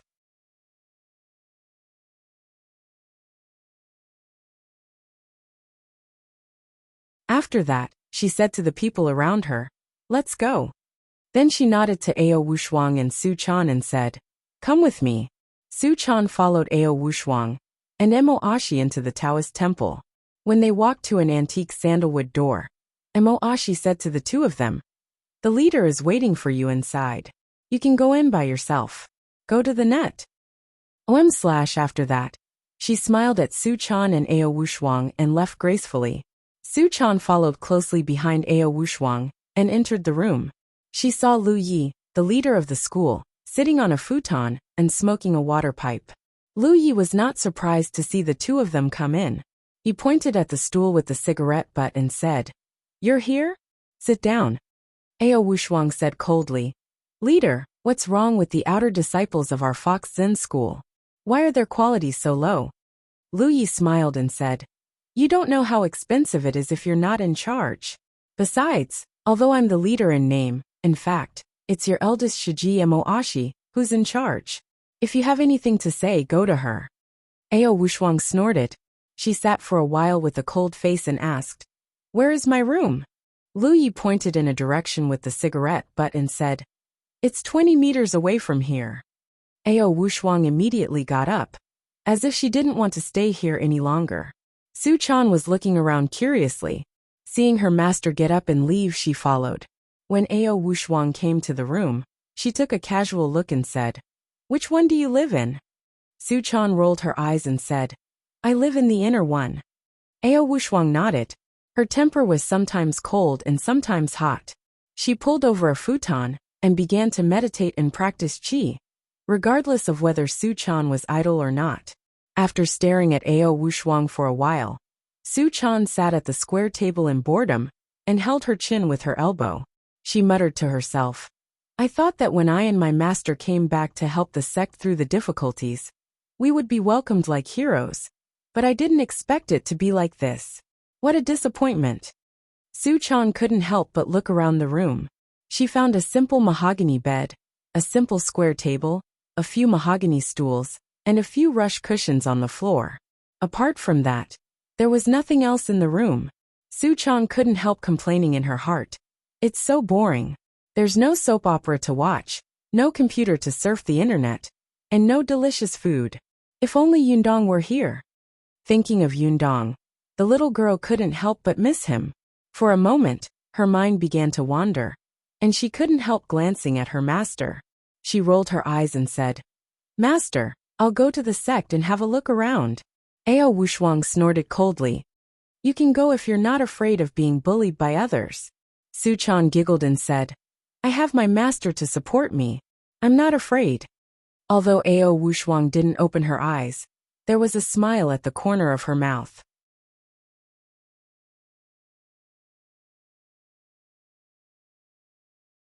She scolded with a smile. You're glib. Go ahead. Don't be naughty. Su Chan said coquettishly, Master, I'm not young anymore. After that she skipped out of the door. After going out, Su Chan ran straight to the room of Lu Yi, the leader of the sect. She ran to the door, but for a moment she didn't dare to go in. She just poked her head out of the door and looked at Lu Yi, who was smoking a hookah. At first, Lu Yi deliberately pretended not to see Su Chan. But later, when he saw that Su Chan was really pitiful, he couldn't help laughing. Well, little girl, don't hide there. What do you want from me? You must not have come to the temple for nothing. Su Chan giggled, jumped in front of Lu Yi, the leader of the sect, and said coquettishly, Grandmaster, the paper crane I saw you with last time was very fun. Can you give me one to play with? Lu Yi knocked on the hookah and said with a smile, How did you know that the paper crane was mine? Su Chan rolled her eyes and said slyly, I didn't know at first, but now I know. You devil. Lu Yi chuckled and spread out his palm. A paper crane the size of a fist flew towards Su Chan. Su Chan was overjoyed, and immediately grabbed it in her hand. She was overjoyed and said, Does it mean that it can go wherever I tell it to go? Lu Yi glanced at Su Chan and said, Yes, it's the same as when you use a magical item. Su Chan held the paper crane as if it was a treasure, as if she was afraid that sect leader Lu Yi would go back again. She turned around and ran out. After running out, she turned around and said with a smile, Sect leader Grandmaster, thank you. You are a good person. Lu Yi chuckled and watched Su Chan's figure disappear at the door, revealing a meaningful smile. Su Chan returned to her room with the paper crane in her hand. When she passed by her master's room, she was careful and did not dare to breathe too much, as if she was afraid of waking up her master. It was not until she returned to her room that she closed the door tightly and let go of the paper crane on the table. As soon as she let go, the paper crane flew out with a whoosh. It twisted its neck and flapped its wings, as if it was uncomfortable being held by Su Chan just now. Su Chan found a pen and moved closer to the paper crane with a smile. She whispered, Little sweetheart, don't move. I'll write a few words on your body. Help me pass a message to Yundong. Seeing that Su Chan was about to write on its body with a pen, the paper crane immediately spread its wings and was about to escape. Su Chan was quick and grabbed it. You want to run? No way. The paper crane was caught by Su Chan. Seeing that the tip of the pen was getting closer and closer, it couldn't help struggling. Su Chan saw that it was struggling so hard that she couldn't write, so she couldn't help saying, Don't move. Just write a few strokes. After that, she suddenly had an idea and said, I know. You can't write on your body, right?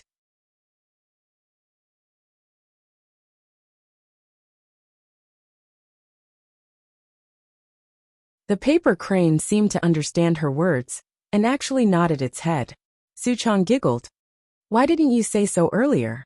She thought for a moment, found a piece of paper, wrote a sentence on it, and then put it in the body of the paper crane. She tapped the head of the paper crane with her finger and said, Hey, you don't want me to write on your body, so I put a note on it. If you lose it for me, hum. After that, Su Chan made a very fierce gesture of tearing the paper. The paper crane was so scared that it shrank its head. Su Chan said, Alas, my phone was also confiscated by my master. Otherwise, I wouldn't have looked for an unreliable guy like you. Forget it, now fly to Yundong's side for me. Remember, don't lose the note. After she finished speaking, Jiha looked around with a blank look on her face. Su Chan couldn't help but say angrily, Hey, why are you in a daze? Hurry up.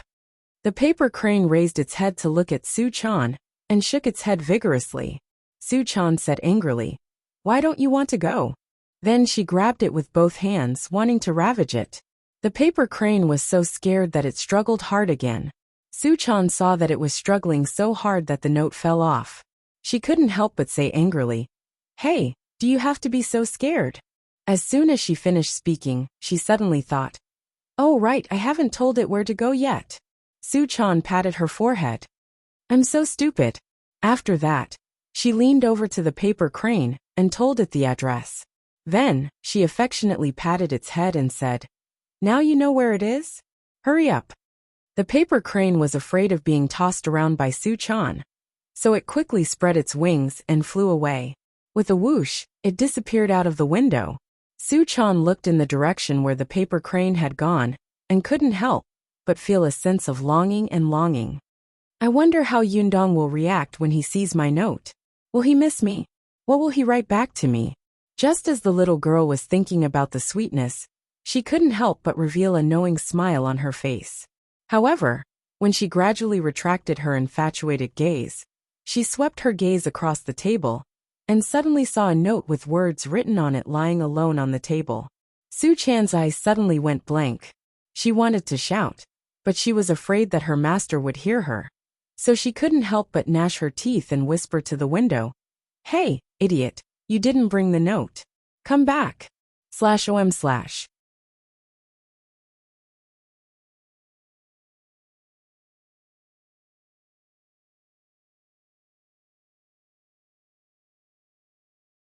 Chapter 215.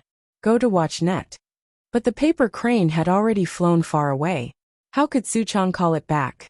The little girl was so depressed that she wanted to fly out and chase the paper crane back. But as soon as this idea came to her mind, she heard Ao Wushuang say from the next room, "Chaner, what did you just say?" Suchan immediately replied embarrassedly, "No, nothing, master." After that, she sat down on her bed gloomily, hugged her knees with her hands, and rested her chin on them. She couldn't help complaining to herself, Suchan, Suchan, you are so stupid. It's not easy for you to get a paper crane. Now it's all over. When Yundong gets it, how will he know that I gave it to him?" But after thinking about this, she couldn't help comforting herself. Well, maybe Yundong will understand when he sees it. He should have this tacit understanding with me. While she was thinking about this with resentment, Li Yundong had just returned from class in Tiannan City with the psychic fan of 7 treasures on his back. Go to watch net. The latest movies, TV series, and variety shows were all there. As his cultivation deepened, Li Yundong gradually understood the meaning and true meaning of cultivation. Gradually, he began to no longer rely on the car as a means of transportation, but more on his own legs. Whether it was going to school or getting off school, he would run back with his legs carrying the psychic fan of 7 treasures, which weighed more than 50 kilograms. Along the way, he paid attention to adjusting the qi in his body. It could be said that he was cultivating all the time. When he returned home, he opened the door with the key. As soon as he entered the door, he smelled a fragrance. Li Yundong looked around curiously and saw 2 dishes on the table. Li Yundong took a look and saw that the first dish was a vegetable platter stir-fried with celery, lilies, corn kernels, and asparagus. There was no oil in it, and a thin layer of starch juice was poured over it, making it look crystal clear. In addition, these dishes were arranged in a beautiful fan shape. The colors of each dish were clearly layered, making it look beautiful and delicious. It was impossible for a chef to make such a dish. Li Yundong laughed. He didn't even need to look to know that it must have been Zi Yuan who had cooked the dishes. He shouted in the dining room, "Hey, is it a holiday today? The eldest senior sister of the Linggong sect of the Zhengyi school is cooking in person?" After a while, Zi Yuan came out of the kitchen wearing an apron, holding a soup bowl in her hand. Li Yundong glanced at it and saw that it was a bowl of white fish soup. From a few meters away, Li Yundong could smell the strong aroma of fish, which made him want to eat it. Li Yundong chuckled and said, "So rich? What happened? Why is it so grand?"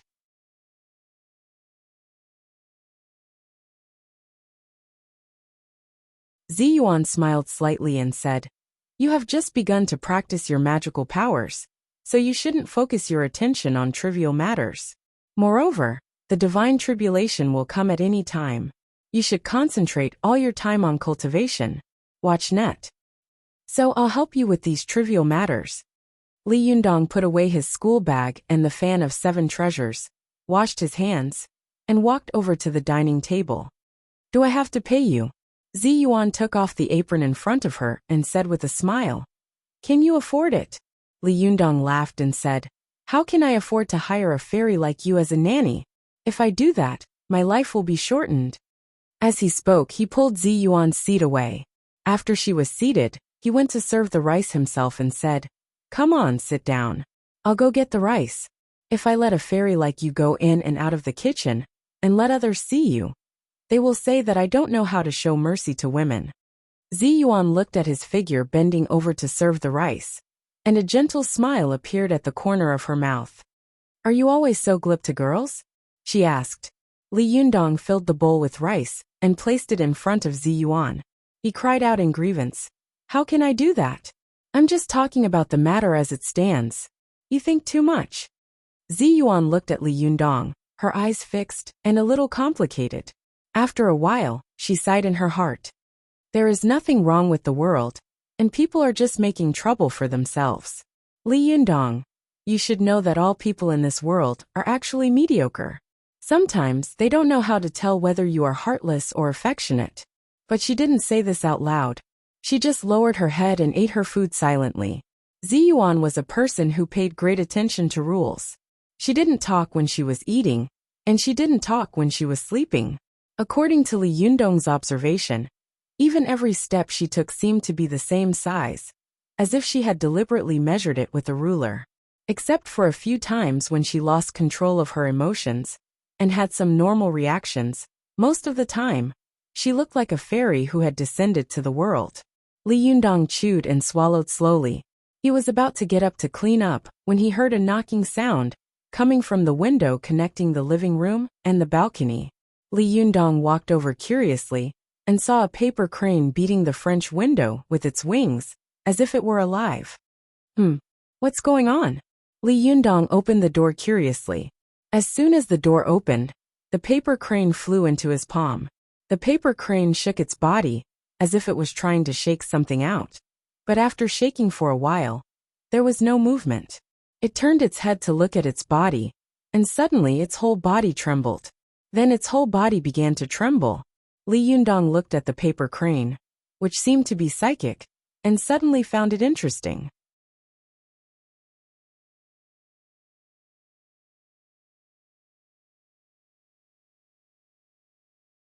He asked curiously, "Where did you come from?" The paper crane raised its head and looked at him. It was in a daze for a while, then pointed out the window with its wings. "Go to see." Li Yundong asked curiously, "Someone sent you here?" The paper crane nodded quickly.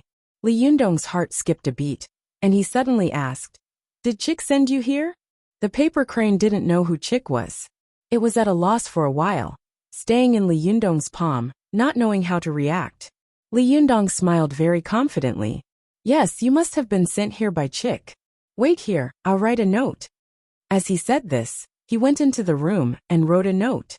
Then he put it in the body of the paper crane and said, "Go, take this back with you." This time, the paper crane carefully looked behind it. After making sure that the note was still there, it spread its wings and flew away with a whoosh. Su Chan was waiting anxiously in the room. While she was pacing around, she suddenly saw a white shadow flash by. The paper crane flew back. Su Chan immediately rushed over and grabbed it.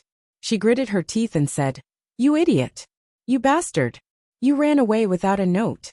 Do you want to piss me off?" The poor paper crane was almost out of shape by Su Chan. It struggled hard, its head shaking, and kept pointing at its back with its wings. Su Chan glanced at it and was surprised to find that there was a note in it. She let go of the paper crane and opened the note. It was Li Yundong's familiar handwriting. "Chick, is that you?" Su Chan was so happy that her chest almost exploded. She subconsciously wanted to let out an excited scream. But as soon as the sound reached her throat, it was abruptly stopped. She covered her mouth with her palm, as if trying to stop the sound from coming out.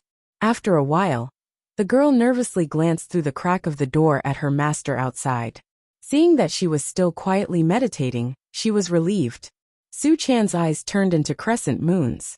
She held the note with both hands, as if it was the most precious treasure in the world. She was full of joy and thought, "Yundong is Yundong. He guessed it was me. Hee hee." She giggled at the note for a while, then suddenly remembered something. "Oh, I was too happy and forgot to reply." She quickly rushed to the table, picked up a pen, and wrote a note. Then, she stuffed the note into the body of the paper crane and whispered kindly, "Good girl. I misunderstood you just now. I'm sorry." The poor paper crane was trying to smooth out the wrinkles on its body caused by Su Chan's pinching with its mouth and wings. It raised its head, as if it was too angry to ignore Su Chan, and proposed to go on strike. Su Chan suddenly said angrily, "If you don't fly over quickly, I'll tear you apart." The paper crane was shocked. It looked at Su Chan with its head shrunk, and finally flew out helplessly. The speed of the paper crane was extremely fast.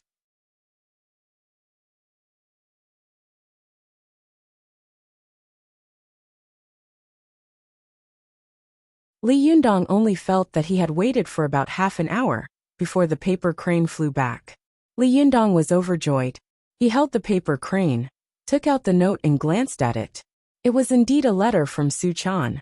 He suppressed his ecstasy and read it word by word. Master, you are so smart. You know it's a chick at a glance. I forgot to put a note in it just now. You won't blame me for being stupid, will you? By the way, I'm going back to the sect with my master now. You don't have to worry about me. How about you? How are you? Li Yundong smiled and wrote a few lines on the back of the note, then clipped it to the back of the paper crane and told it to take it back. Li Yundong watched as the paper crane flapped its wings and flew away. He felt that in this era of the explosion of the internet, it was quite interesting for him and Su Chan to send a letter from thousands of miles away.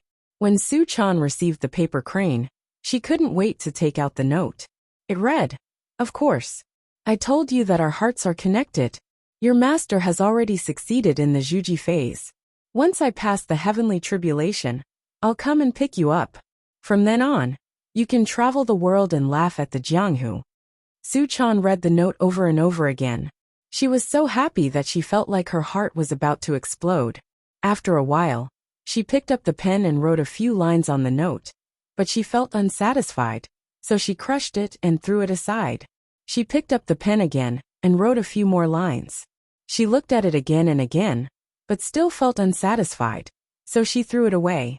She repeated this a few times, and the room was filled with paper scraps.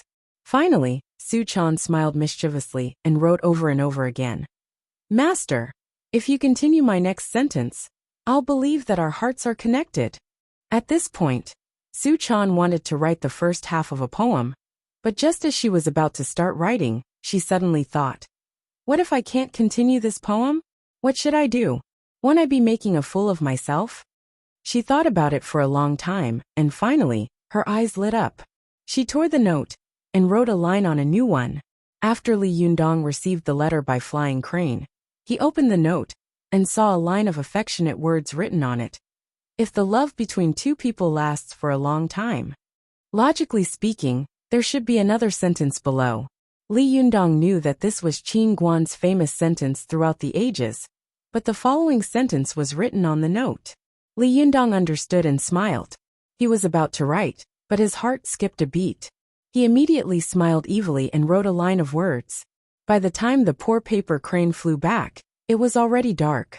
As soon as it got into Su Chan's room, it lay on the table and refused to get up again. Su Chan ignored it and rushed to open the note first. As soon as she opened the note and glanced at it, she suddenly burst into laughter.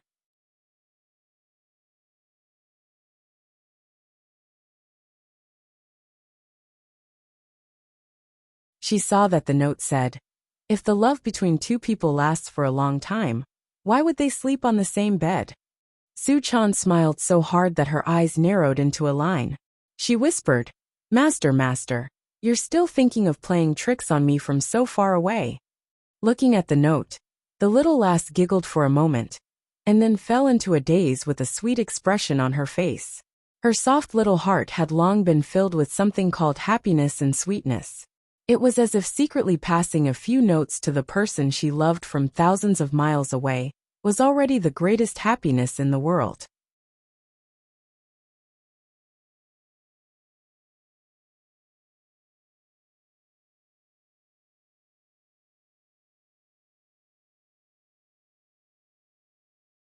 Chapter 216. Go to the internet. The little girl held the note and looked at it again and again. She knew that even Ao Wushuang next door couldn't listen to her giggling. She let out a dry cough, and only then did the little girl wake up. She stole a glance at the next door with a guilty conscience. Seeing that Ao Wushuang was still sitting steadily on the futon, she breathed a sigh of relief. Go to the internet. Please use visit this site. Su Chan walked to the table, picked up the pen, and wanted to reply, but saw that the paper crane was lying on the table motionless. The little girl pushed it with her finger. With a push, the paper crane tilted and fell to the side. It was like a lifeless paper, no longer having the spirituality it had just now. Su Chan was shocked. She fiddled with the paper crane with her finger again, tilting it from one side to the other.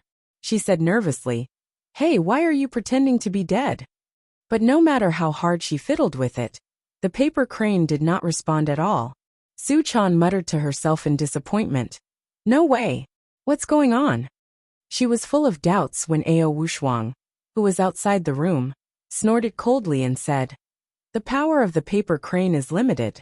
It has no power, idiot." Su-chan was shocked and subconsciously hid the paper crane and the note.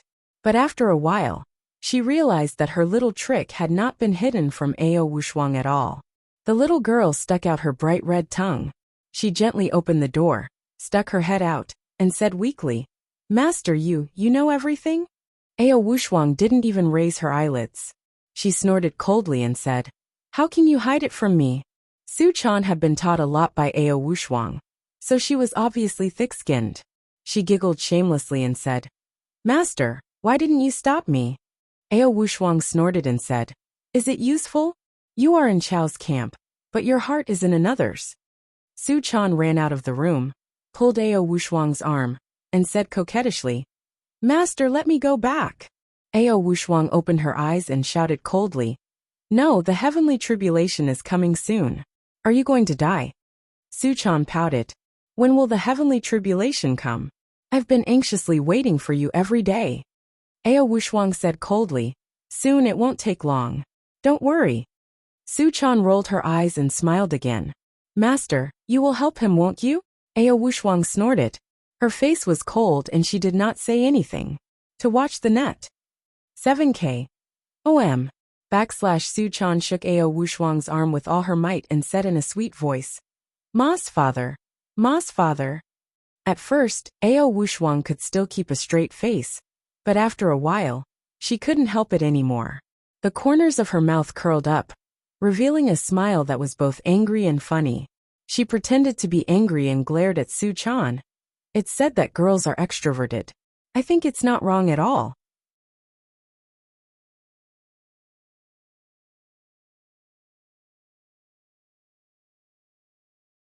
I've raised you for more than 10 years, but I've never seen you treat me like this.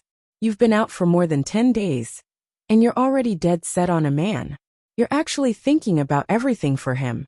Su-chan giggled and said, "Master, do you agree?" Ao Wushwang was both angry and amused at the same time. Do you know how difficult and dangerous it is to help others cross the heavenly tribulation? You don't want me when you have a man. You are the most heartless person in the world. Su-chan buried her head in Ao Wushwang's arms. She raised her head and said to Ao Wushwang with a smile, "Master, you are the best to me. You won't leave me in the lurch, will you?" Ao Wushwang poked Su-chan's forehead with her finger and said, You're so angry. I really don't know what kind of good fortune he had in his previous life to find such a good Taoist companion like you." Su-chan shook her head and retorted, "No, it's my good fortune from my previous life that I found such a good Taoist companion for me." After that, she jumped out of Ao Wushwang's arms and knelt on the futon. She put her palms together and said with a smile, "Buddha said that if you break a wooden fish in your previous life, you can cultivate a fate in your next life. I think I must have smashed 100 wooden fish before I met a good person like Yundong." Ao Wushwang snorted and said, "You'd better not change your mind. Otherwise humph." Su-chan jumped up and retorted loudly, "No, Yundong will not change his mind. I believe in him." Ao Wushwang looked at Su-chan lovingly and pitifully. She seemed to have thought of something and sighed slightly. She said in a low voice, "I thought the same way back then. Su-chan, don't follow my old path." Su-chan heard Ao Wushwang whisper something, but she couldn't hear it clearly, so she asked, "Master, what did you just say?" Ao Wushwang sighed and shook her head. "Nothing. I will help him, but wait until the heavenly tribulation is coming." When Su-chan heard this, she jumped up with joy and didn't have time to ask what Ao Wushwang had just said. In her opinion, as long as her master took action, there would be nothing to worry about. At the same time, in the distant Tianan city, after the paper crane had flown away, Li Yundong had been sitting on the balcony in a daze, waiting for the paper crane to fly back. However, he waited until late at night, but he still didn't see a message from the paper crane. Go to the internet. 7K. OM. Li Yundong walked into the house from the balcony in disappointment. He sighed to himself and said with a wry smile, "In this era of computers and the internet, I'm still using the most primitive communication method with this girl. It's really weird. I don't know where Chick is." Li Yundong was in a daze at the door of the balcony for a while. It was not until Ziyuan greeted him that he woke up, as if he had just woken up from a dream. "I'm going back," Ziyuan said.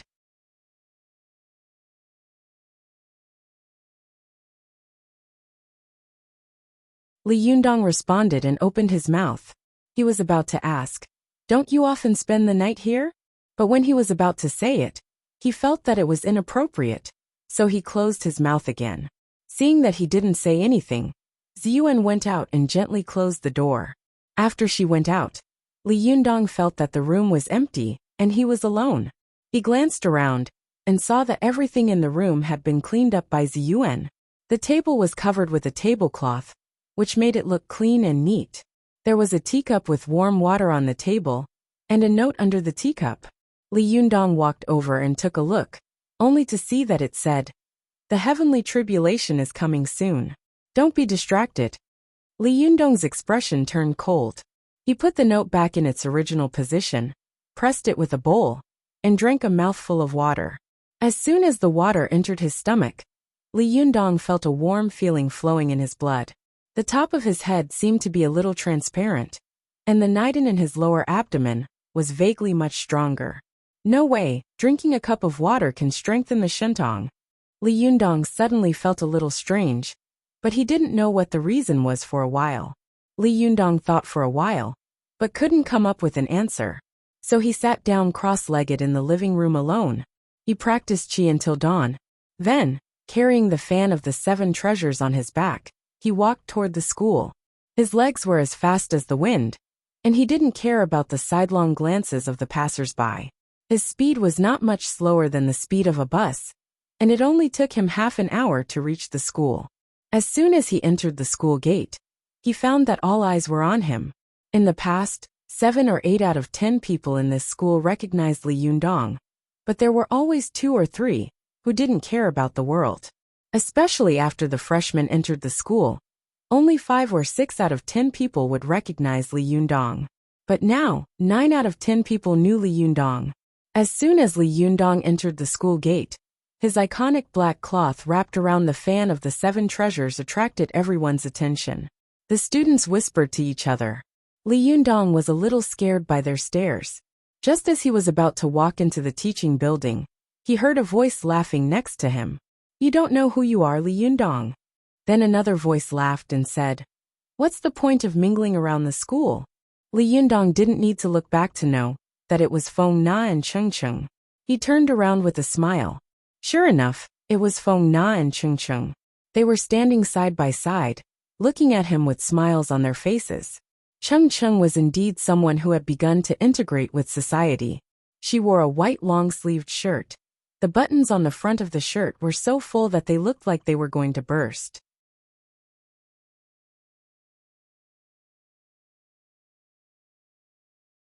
She wore a pair of black Western-style trousers, which outlined her slender figure. She was dressed like an office lady, which made her look very feminine and very professional. Li Yundong looked her up and down and smiled. "Not bad. TSK. You look like an office lady now." Cheng Cheng slapped Li Yundong on the shoulder and said, "Oh, come on. How can someone like me catch your eye?" There was a saying among martial artists, "Strangers should not get close to you." In other words, acquaintances and strangers should not get close to you, let alone reach out and pat you on any part of your body. They were afraid that you would suddenly attack them. When 2 people's kung fu skills were very similar, this kind of sneak attack was absolutely impossible to guard against. It was the same for cultivators. When Li Yundong saw Cheng Cheng's hand coming at him, he instinctively dodged. Cheng Cheng was stunned when she hit nothing. Only then did Li Yundong react. He smiled embarrassedly and said, "Sorry, it was a conditioned reflex." Cheng Cheng came back to her senses and waved her hand. "It's okay. You're a martial artist. I understand." After that, She seemed to remember something and said angrily and hurriedly, "By the way, I heard Nana say that you showed off your power in the cafeteria last time?" Li Yundong smiled bitterly. "What do you mean by showing off my power?" Then he turned to Feng Na and said, "Feng Na, don't make a big deal out of this." Feng Na covered her mouth and laughed. "I'm just telling the truth." Cheng Cheng's heart was filled with indignation. "I didn't see it last time. I lost big time. No, you have to compensate me." Li Yundong didn't know whether to laugh or cry. "How do I compensate you?" Feng Na and Cheng Cheng looked at each other, and there was a hint of success in their eyes. Feng Na smiled and said, "I'll ask you to move the table. After all, you're so strong." Li Yundong laughed. "Hey, you're just looking for a strong man, you know? Dangua doesn't do that anymore." Cheng Cheng laughed. "Dangua doesn't do that anymore, but we in the Celestial Empire do. Cut the crap and come with us at noon." Li Yundong shook his head and nodded helplessly at Cheng Cheng and Feng Na. "I really don't know what to do with you two." "Well, we'll talk about it at noon. I have classes in the morning." After saying that, he walked into the school building. After a few steps, he found Feng Na and Cheng Cheng following behind him. "Why are you following me?" he asked curiously. "Are you afraid that I'll run away?" Feng Na smiled and said, "There's no class today, so the two of us will compromise and be your bodyguards today." Li Yundong didn't know whether to laugh or cry. Who's protecting who? He shook his head and walked toward the classroom. As soon as he entered, he saw Ding Nan walking toward him. "Do you want to know where Zhou Qin is?" she asked coldly. "You're tuning in to the Li Mei's Sword of Destiny YouTube channel. We're so grateful for your support, and don't forget to subscribe to join us on this incredible journey through captivating stories.